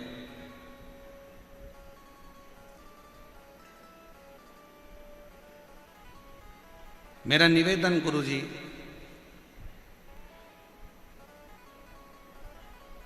मैं आनंद कंवर, गले में गठान हो गई थी, जिस गठान को डॉक्टर ने गलत कहना चालू करा। हम लोग बहुत परेशान हो गए। तब हमारे पड़ोस में रहने वाली आंटी जी मंजू कंवर, जिन्होंने अचानक से घर आकर यह उपाय बताया कि मंजू कंवर जी, महाकाल में सीहोर में एक बार जाओ, वहां रुद्राक्ष लेकर आओ, बाबा से कंकर शंकर पूजन कर कर आओ, डॉक्टर ऑपरेशन का बोल रहा है, एक बार शिव पर भरोसा कर कर दो। हम लोग गए, कंकर शंकर पूजन कर कर वहाँ का रुद्राक्ष लाए, शिव जी के मंदिर जाना चालू करा, लोटा भरकर जल चढ़ाना प्रारंभ करा। गुरुजी, आज मैं बाबा को धन्यवाद देने आई हूँ। डॉक्टर ने तो गले में जो गठान हुई थी उसका ऑपरेशन का बोला था, पर मेरे बाबा ने, पत्र को आप लोग एलईडी पर पढ़ सकते हैं, मेरे बाबा ने 15 दिन के भीतर गांठ व दर्द को समाप्त कर दिया, और गठान भी पूरी मेरी 15 दिन के अंदर समाप्त। 15 दिन के गठान। कहीं बैठे हों तो एक बेलपत्र लेने के लिए आ सकते। शिव भक्ति किसको कहते हैं? भगवान शंकर का एक पत्र है, अच्छा है।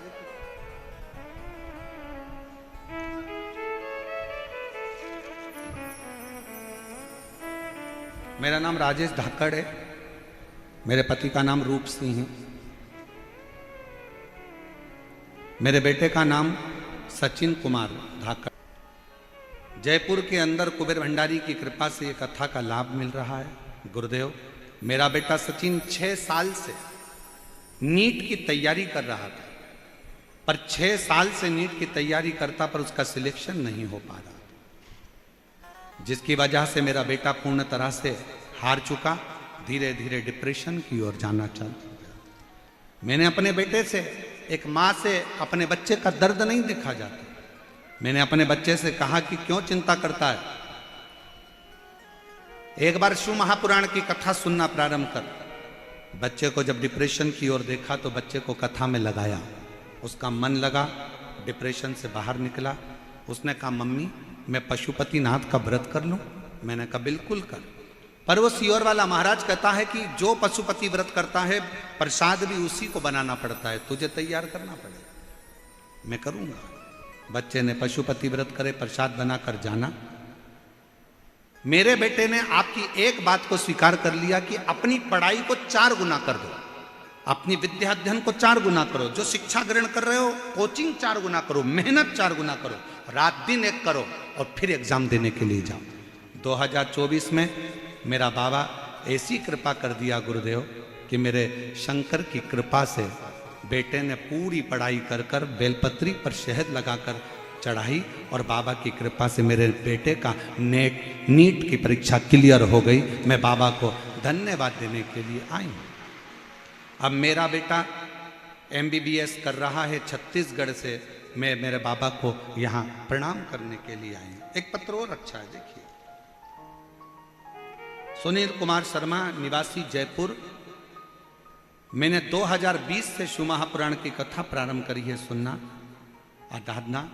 गुरुजी, मेरा बेटा सॉफ्टवेयर इंजीनियर है। मैं चाहती थी कि मेरे बेटे की सरकारी नौकरी लगे, पर मेरा बेटा नौकरी की तैयारी कर कर कर हार गया, नौकरी नहीं लगी। आखिरी में उसने विचार करा कि मम्मी मैं प्राइवेट कोई जॉब ढूंढ लेता हूं। तब मैंने मेरे बच्चों से कहा कि तुम चिंता मत कर, तू एक बार पशुपतिनाथ का व्रत कर। वो सियोर वाला महाराज कहता है कि मेहनत कर कर शहद लगाकर बेलपत्र अर्पित कर, परीक्षा दे, बाबा कुछ ना कुछ फल जरूर देगा। 5 पंडाल के अंदर कथा बैठकर सुन। मेरे बेटे ने पढ़ाई भी करी, 5 पंडाल के अंदर जाकर कथा सुनी और बाबा की कृपा से आज मेरा बेटा सरकारी जॉब में लग गया। मैं बाबा को यहाँ पर धन्यवाद देने के लिए आई हूँ। मैं बाबा को यहाँ प्रणाम करने के लिए आई। गुरुदेव, हाई कोर्ट में सिस्टम असिस्टेंट के पद पर मेरे बेटे की नियुक्ति हुई है। मैं बाबा को यहाँ प्रणाम करने के लिए आई। मेरा शिव है, शंकर भगवान शिव, ओगरदानी, त्रिकालदर्शी, कैलाश अविनाशी, भगवान शिव की पवित्र कथा कह रही है।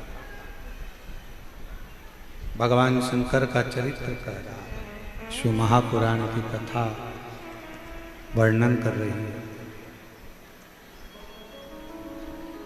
शंका ब्रह्मा जी को भी थी।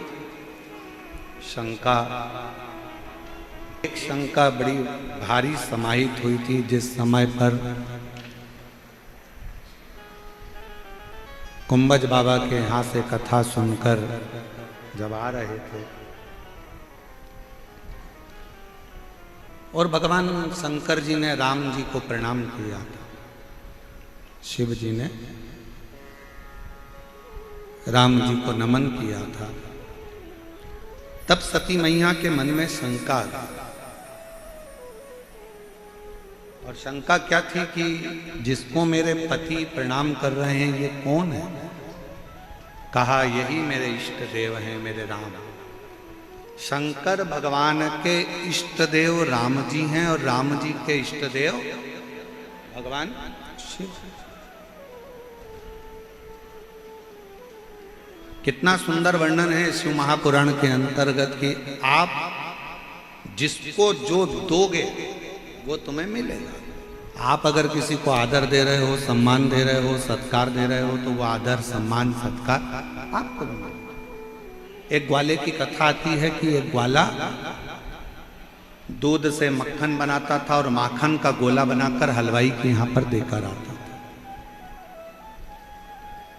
हलवाई माखन के गोले के बराबर में जो सामान उसको चाहिए रहता था वो उसको दे देता था। अब वो जो ग्वाला था वो अपने घर शक्कर लेकर जाता, जितना माखन मिलता उसको तोल के शक्कर दे देता।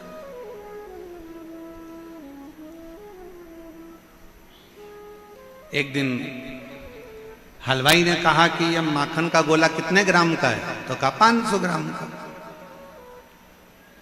कि हो ही नहीं सकता, इसको तो मैंने अभी हाल तोला, ये 500 ग्राम का है ही नहीं, इसमें 100 ग्राम कम है, ये तो 400 ग्राम का है।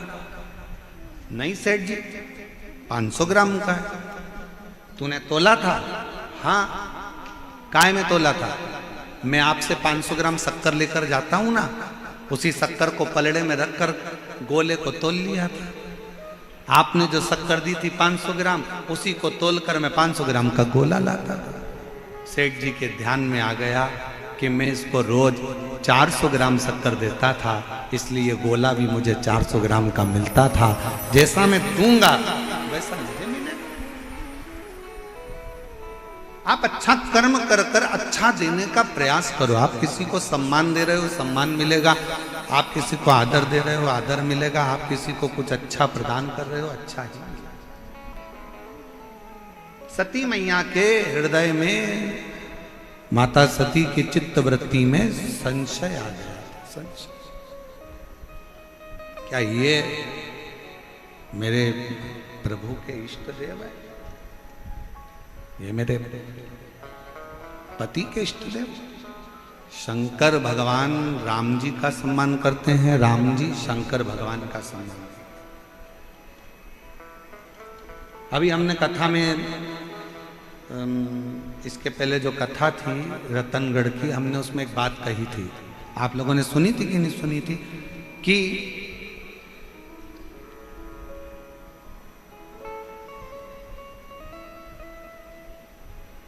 तुम्हें कितना भी गुस्सा आए, पति को कितना भी क्रोध आए, पुरुष को कितना भी चिड़चिड़पन आए, निवेदन है सारा क्रोध सारा गुस्सा बाहर छोड़कर आओ, घर के अंदर लेकर मत। घर में अगर तुम नारायण बनकर रहोगे तो तुम्हारी पत्नी लक्ष्मी बनकर तुम्हारे चरण रोज दबाएगी प्रतिदिन। और तुमने सोचा कि मैं घर के अंदर शेर बनकर रहूं, तो तुम्हारी पत्नी भी शेरा वाली बन जाएगी। को बनने में देरी नहीं है। आप नारायण बनकर रहोगे तो वो लक्ष्मी बनेगी, आप शंकर बनकर रहोगे तो वो पार्वती बनेगी, आप ईश्वर जी बनकर रहोगे तो वो गोरा जी बनेगी, आप गणा बनकर रहोगे तो वो गोर बनेगी। जल हमेशा भरा रहता है कि घर के अंदर जब भी रहना अपने भेजे को ठंडा कर कर रहना। और उल्टा है, लोग बाहर ठंडा कर कर रहते हैं और घर में आकर गुस्सा दिखाते हैं। बाहर तो ऐसे रहेंगे, लोग तारीफ करते हैं, तुम्हारे पति इतने बढ़िया हैं, तुम्हारी पत्नी इतनी जोरदार है, इतनी अच्छा नेचर है, इतना अच्छा नेचर है, एकदम गुड नेचर, एकदम गुड नेचर। पत्नी सिर पे पल्लू लेके सुनती रहती, good nature, good nature, good nature, good nature. और पत्नी कभी कभी कह भी देती है, क्यों तुम बाहर तो बहुत अच्छे रहते हो और घर में आते से, कमरे में आते से चिड़ चिड़ चिड़ चिड़ चिड़ चिड़ चिड़ चिड़, ये कहाँ की बात है? और तुम ज्यादा चिड़चिड़ करते हो तो फिर जगत जननी जगदम्बा तेरे भक्त जनों पर माता, अरे वीर पड़ गई भारी और दानव दल पर टूट पड़ी माँ, करके सिंह सवारी, घर घर शेरा वाली। फिर वो टूट पड़े तो बता। तुम नारायण बनो वो लक्ष्मी बनेगी, तुम ईश्वर जी बनो वो गोरा जी बनेगी, तुम गणा बनो वो गोर बनेगी, तुम शंकर बनो वो पार्वती बनेगी, तुम ब्रह्मा बने तो वो ब्रह्माणी बनेगी, और तुम शेर बने तो वो। इसलिए थोड़ा सावधान होइए और बड़े स्मरण में अपने चित्त वृत्ति में धारण। अच्छा रहो, मना नहीं, श्रेष्ठता के साथ में अपनी जिंदगी को श्रेष्ठता के साथ जिए, श्रेष्ठता के साथ अपने जीवन को जीने का प्रयास करें। श्रेष्ठ महाराज शिव पुराण कहती है, सती मैया को शंका हो गई और सती मैया राम जी की परीक्षा लेने के लिए चली। जब भीतर शंका उत्पन्न होगी,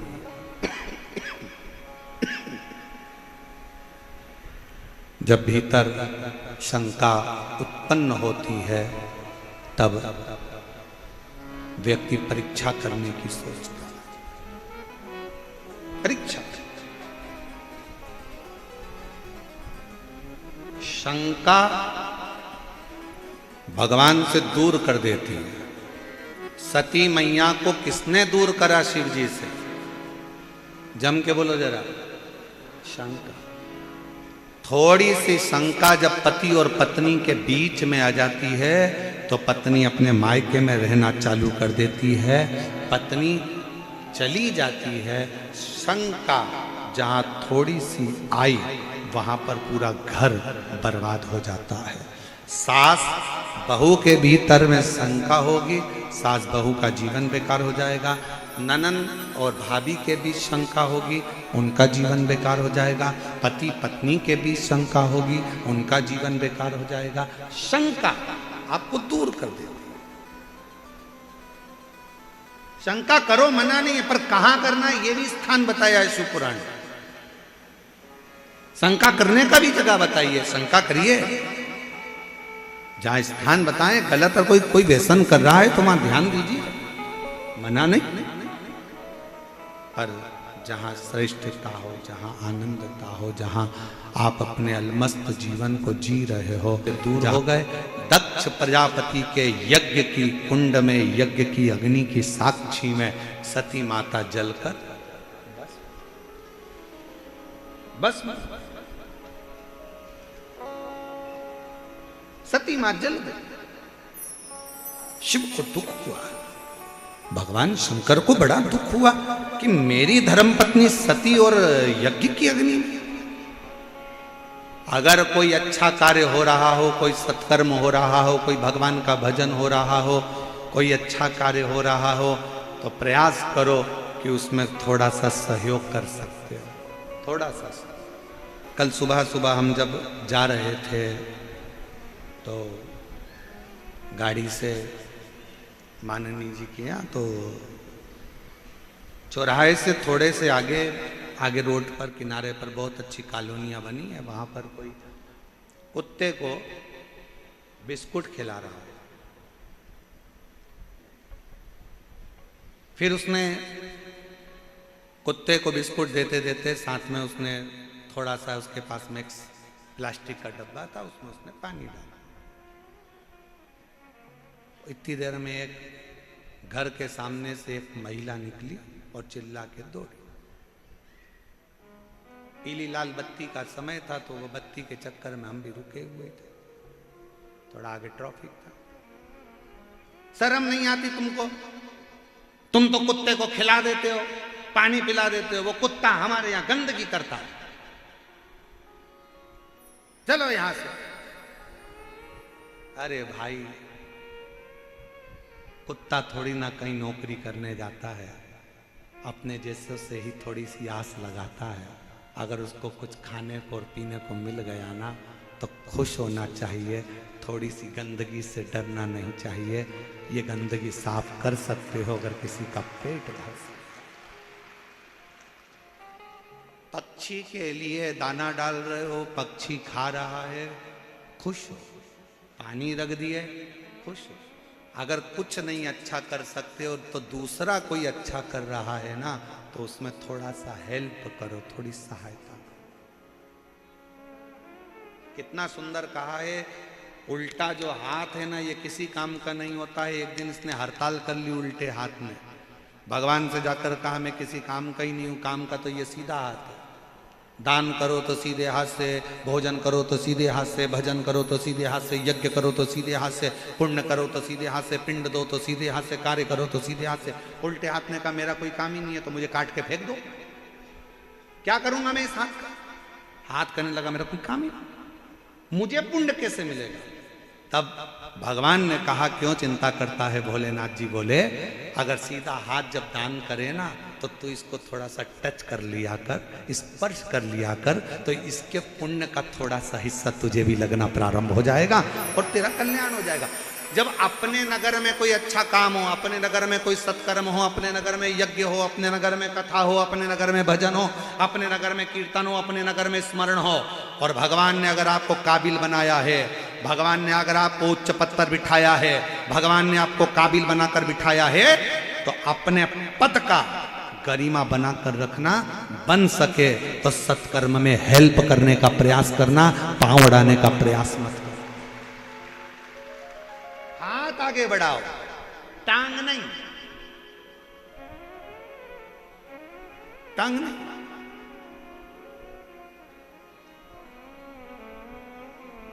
थोड़ा हेल्प करने का। महाराज थोड़ा सा अपनी वाणी पर भी संयम रखो, थोड़ा सा अपने पद पर भी संयम रखो, थोड़ी अपनी प्रतिष्ठा पर भी संयम रखो, थोड़े अपने अहम पर भी संयम रखो, थोड़ी अभी अपनी अभिमत्ता पर भी संयम। बहुत ध्यान देना, जब कुर्सी नहीं रहती है, पद नहीं रहता है, जब उतर जाते हैं, रिटायरमेंट हो जाता है, तब अपनी ही औलाद, जो तुमने कुर्सी पर बैठकर खूब हरकत करी है, अपनी औलाद अपने से बदला लेती छाट छाट कर। सावधान, व्यापार करने बैठो तो सावधानी से करो, किसी का दिल ना दुखे। नौकरी करो तो अपने कर्म पर जागरूकता के साथ करिए, किसी का दिल ना दुखे। बाद में जवाब परमात्मा निकाल लेता। बहुत बहुत कुछ अच्छा करते चलो। अच्छा, हाँ डॉक्टर की डिग्री, यहाँ इंजीनियर की डिग्री, यहाँ सीए की डिग्री, यहाँ कलेक्टर की डिग्री, यहाँ तुम्हारे अधिकारी की डिग्री, सब यहीं चलेगी। उसके यहाँ वो डिग्री नहीं चलेगी। उसके यहाँ तो एक ही डिग्री चलती है कि तूने पुण्य कितना करा है, तूने सत्कर्म कितना करा है, कितनों की आंख के आंसू को पोंछा है तूने कितना अच्छा कर्म करा है। वो ये भी नहीं पूछेगा कि तूने नीचे जाकर क्या करा, तूने क्या नहीं करा, उससे कोई मतलब नहीं। वो तो कहेगा तूने भगवत भजन के साथ मत करता, राम नाम नहीं लेता भगवान का नाम, पर किसी आंख के आंसू तो पोंछता, किसी को प्यासे को पानी तो पिलाता, किसी को भूखे को भोजन तो कराता। कर्म अच्छा करता। और जिसने अपनी जिंदगी में कर्म अच्छा करा, ये इतने पत्र कह रहे हैं कि उसके ऑपरेशन की भी जरूरत नहीं पड़ी और मालूम पड़ा कि उसकी गठाने गलती चली गई, उसका कैंसर जैसा रोग दिखता है। कर्म अच्छा कर। शिव कथा कर रही है, सती मैया ने गलती करी, शंका करी। जहां शंका है वहां पति पत्नी में दूरी होगी। पत्नी ने अगर पति पर शंका करी तो पत्नी पति से दूर होती चली जाएगी, और पति ने अगर पत्नी से शंका करी तो वो दोनों दूर हो जाएंगे। शंकर पार्वती के, शिव और सती के बीच में शंका सबसे मूल थी। सती मैया ने शंका कर ली थी भगवान शंकर पर, वो शंका ही विनाश का कारण बन गई। यज्ञ की अग्नि में जलकर भस्म हो गई। शिव जी को दुख हुआ, तुम इतनी दक्ष प्रजापति की बेटी होकर तुमने गलती कर दी। यज्ञ चल रहा था और यज्ञ में कूद के मर गई। अगर मरना ही था तो कहीं दूसरी जगह जाकर प्राण छोड़ती। अगर मरना ही था तो यज्ञ के कुंड में क्यों कूदी? सती, तूने गलती करी है। जब धार्मिक कोई आयोजन हो रहा हो तो उसमें कभी अड़चन उत्पन्न मत कर। सती, तू मेरी पत्नी होकर तूने यज्ञ के कुंड में कूदकर प्राण त्यागे हैं। मैं तुझे श्राप देता हूं सती कि तुझे कोयल का जन्म लेना पड़ेगा। तुझे कोयल का जन्म लेना पड़ेगा। सती रोने लगी, मैं कोयल के जन्म से कब छूटूंगी? तो कहा जब 2 आषाढ़ पड़ेंगे, अधिक का 2 आषाढ़ जब पड़ता है उसको कोकिला व्रत कहते हैं। उस कोकिला व्रत में तू कोयल बनकर मेरी आराधना करेगी, व्रत रखेगी, तब उस समय पर तू कोयल की योनि से छूट जाएगी और फिर तू हिमालय राज के घर में पार्वती के नाम से जन्म ले लेगी। यज्ञ में सती माता कूद कर मरी तो सती को भी भोगना पड़ा। जो जैसा कर्म करोगे वैसा भोगोगे। कर्म अच्छा करा, अच्छा भोग। क्यों नहीं मिलेगा कर्म का फल? कितना सुंदर व्याख्यान है भगवान कृष्ण की पटरानी माता रुक्मणी एक ब्राह्मण के घर की संतान थी। पूर्व में रुक्मणी जी जब जन्मी थी, अब तो राजा भीष्मक की संतान थी। इससे पहले जो रुक्मणी जी का जन्म हुआ, पद्म पुराण की कथा कहती है कि पद्म पुराण में वर्णन आता है कि रुक्मणी जी पूर्व में एक ब्राह्मण के घर में एक ब्राह्मणी के गर्भ से रुक्मणी का जन्म हुआ था पूर्व में। बाद में तो वो राजा भीष्मक की बेटी रुक्मणी कहलाई। इससे पहले वो ब्राह्मण के घर में जन्मी थी, ब्राह्मणी। बराबर।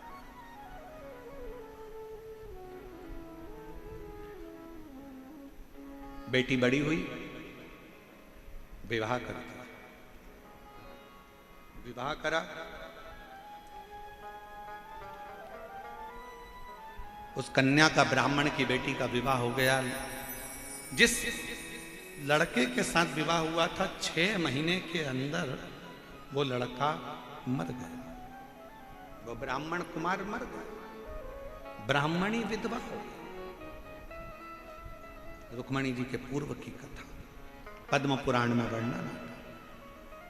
रुक्मणी जी पूर्व में ब्राह्मण की बेटी थी, पति चला गया, युवान अवस्था में विधवा हो गई, रोती रहती थी, आंखों से जल गिरता रहा। महापुराण की कथा का वर्णन करता है, पद्म पुराण कहती है, विद्वान ब्राह्मण ने यज्ञ की अर्चना कर कर ब्रह्मा जी से पूछा, इसमें मेरी बेटी का कोई दोष है? विधवा होने में, उसके विधवा होने में मेरी बेटी का कोई दोष है क्या?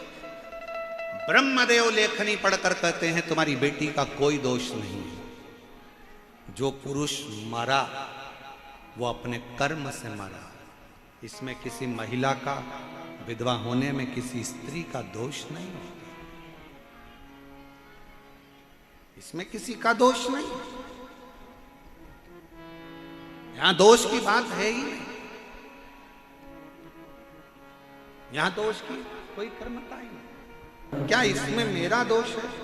कई माताएं आंख में आंसू भरकर रोती हैं, पति चले गया, वेदव्य हो गए, भगवान कौन सा हमने पाप करा था, कौन सा हमने ऐसा काम करा था, वेदव्यता धारण कर ली, विधवा हो गई, ये हो गई, वो हो गई, ना जाने कितना कितना लोग बोलते रहते हैं। शिव महापुराण जिसने नहीं सुनी, नहीं पढ़ी, जिसने पद्म पुराण नहीं पढ़ी, जिसने 18 पुराण का अध्ययन नहीं करा, वो रोता है। नहीं तो अध्ययन करो ना, रुक्मणी जी का चरित्र उठाओ, पद्म पुराण उठाओ। ब्राह्मण के घर की बेटी ब्राह्मण के साथ बिहाई, जवानी अवस्था में 6 महीने के अंदर पति चले गया, विधवा हो गई, रो रही है, पिता से कह रही है कि मैंने कौन सा पाप करा। पिता ब्रह्मा से पूछते हैं, मेरी बेटी ने कौन सा पाप करा जो वेदव्य हो गई? ब्रह्मा कहते हैं तुम्हारी बेटी ने कोई पाप नहीं करा, तुम्हारी बेटी ने कोई पाप नहीं करा। ब्रह्मा कहते हैं जिस लड़के से विवाह हुआ था उस लड़के का जीवन ही इतना था, जिस लड़के से विवाह हुआ था वो लड़के का पूर्व का कर्म ही ऐसा था, उसको इतनी ही अवस्था में जाना था। और शिव पुराण यही कहती है, कभी किसी पर दोष मत दो कि इसके साथ ऐसा हो गया, इसका पति चले गया तो इसकी पत्नी चली गई, तो इसका ऐसा हो गया तो उसका। कभी किसी पर दोष मत दो, सबको अपने अपने कर्म से जाना है। पति अपने कर्म से जाएगा, पत्नी अपने कर्म से जाएगी, लोग अपने कर्म से जाएंगे। किसी पर दोष देने की जरूरत नहीं, किसी पर दोष देने की जरूरत नहीं है।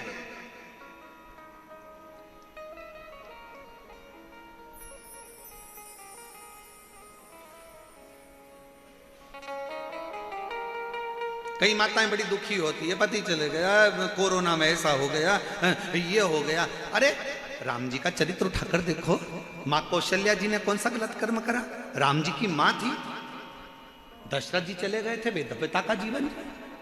दोष किसी अपने पर नहीं, उसके कर्म का भोग उसको भोगना, अपने कर्म का अपने। ब्राह्मणी ने रोते हुए अपने पिता ने कहा तेरा कोई दोष नहीं है। मेरा दोष नहीं है? नहीं। तो फिर आपसे वर मांगना चाहती हूं। क्या?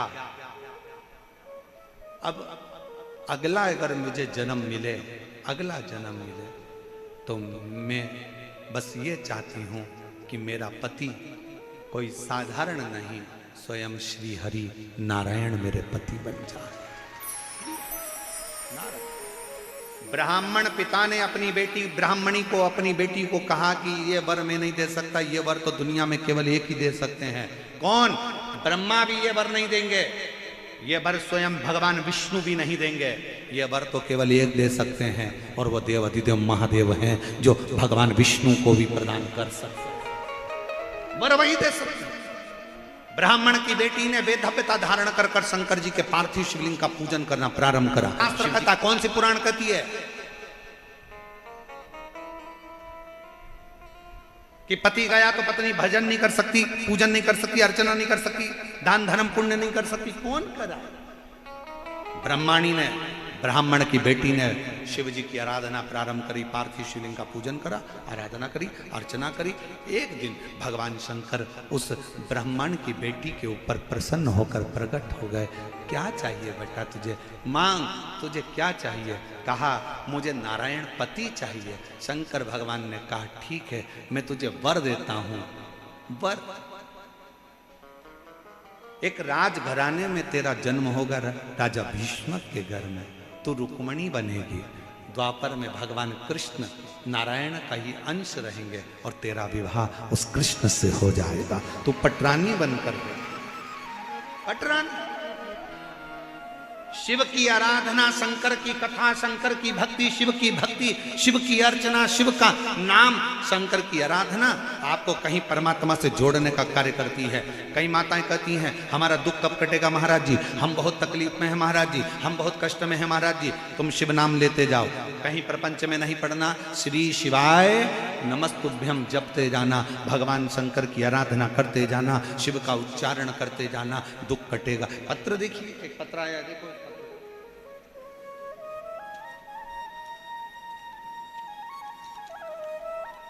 माया tailor, Hanuman tailor, Ganga Jamuna petrol pump, Mansarovar, Jaipur, Rajasthan की रहने वाली। एक लोटे जलवा मंदिर में झाड़ू और पोछा करने का क्या फल होता है?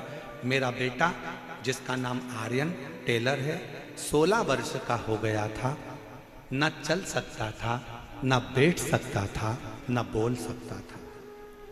मेरा लड़का न बोल सकता था, न चल सकता था, न बैठ सकता था, पलंग पर पड़ा ही रहता था। 16 साल की उसकी उम्र हो गई। डॉक्टर को दिखा दिखा कर थक गए।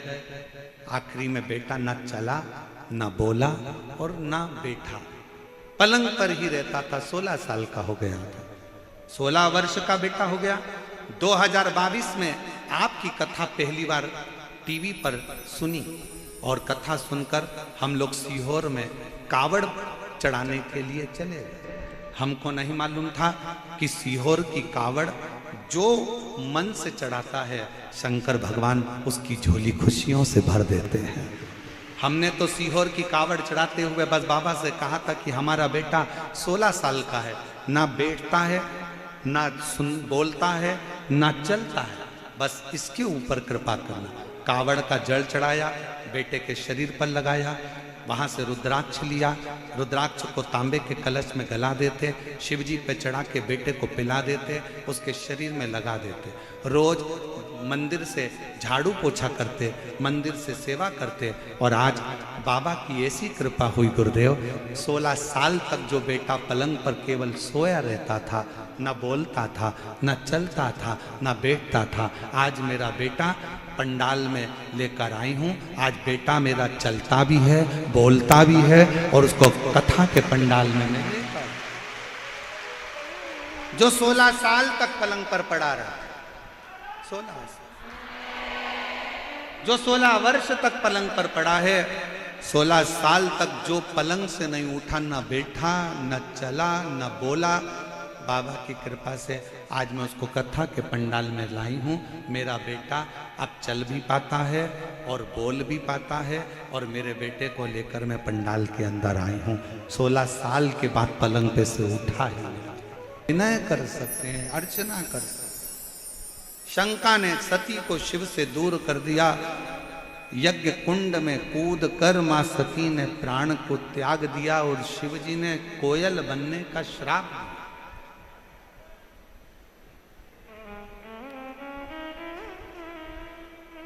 भगवान शंकर ने कोयल बनने का श्राप दिया, क्योंकि अच्छे कार्य में अगर कोई अर्चन डालता है उसको खुद भोगना पड़ता है। आज तो वो खुश हो सकता है पर बाद में रोना पड़ता है। तुम्हारे नगर में, तुम्हारे क्षेत्र में कभी भी कोई अच्छा कार्य हो, आगे बढ़कर सेवा करो, चाकरी करो, बन सके उसके लिए कुछ अच्छा करने का प्रयास करो। शिव भक्त की निंदा, शिव की निंदा, शिव महापुराण की निंदा कभी जिंदगी में श्रवण मत करो। शंकर भगवान की निंदा नारद जी ने करी थी तो बंदर का मुंह लगा था, शंकर जी की निंदा भगवान विष्णु ने सुनी थी तो घोड़े का मुंह लगा था। निंदा शंकर की करने वाला और सुनने वाला दोनों की दशा बिगड़ जाती। देवऋषि नारद ने शिव की निंदा कर दी थी तो घोड़े का मुंह, बंदर का मुंह लगा है, और शंकर जी की निंदा स्वयं भगवान विष्णु ने सुन ली थी तो घोड़े का मुंह लगा। घोड़े इसलिए कोई अपने मुख से कोई अगर मोबाइल पर व्हाट्सएप पर कोई मैसेज भेज रहा है, कोई इंस्टाग्राम पर डाल दिया, कोई फेसबुक पर डाल दिया, कोई यूट्यूब पर डाल दिया, कोई गूगल पर सर्च कर दिया, कुछ भी डाल दिया, उसमें लोगों ने अपशब्द भी लिख दिया शंकर जी के लिए, शिव पुराण के लिए, अन्य चीज के लिए। आपको कमेंट्स करना है तो हर हर महादेव लिख दो, क्या किसको रोइए चादर तान के सोइए, पर निंदा सुनना भी नहीं, निंदा पढ़ना भी नहीं और निंदा करना भी। शिव के आश्रित हो,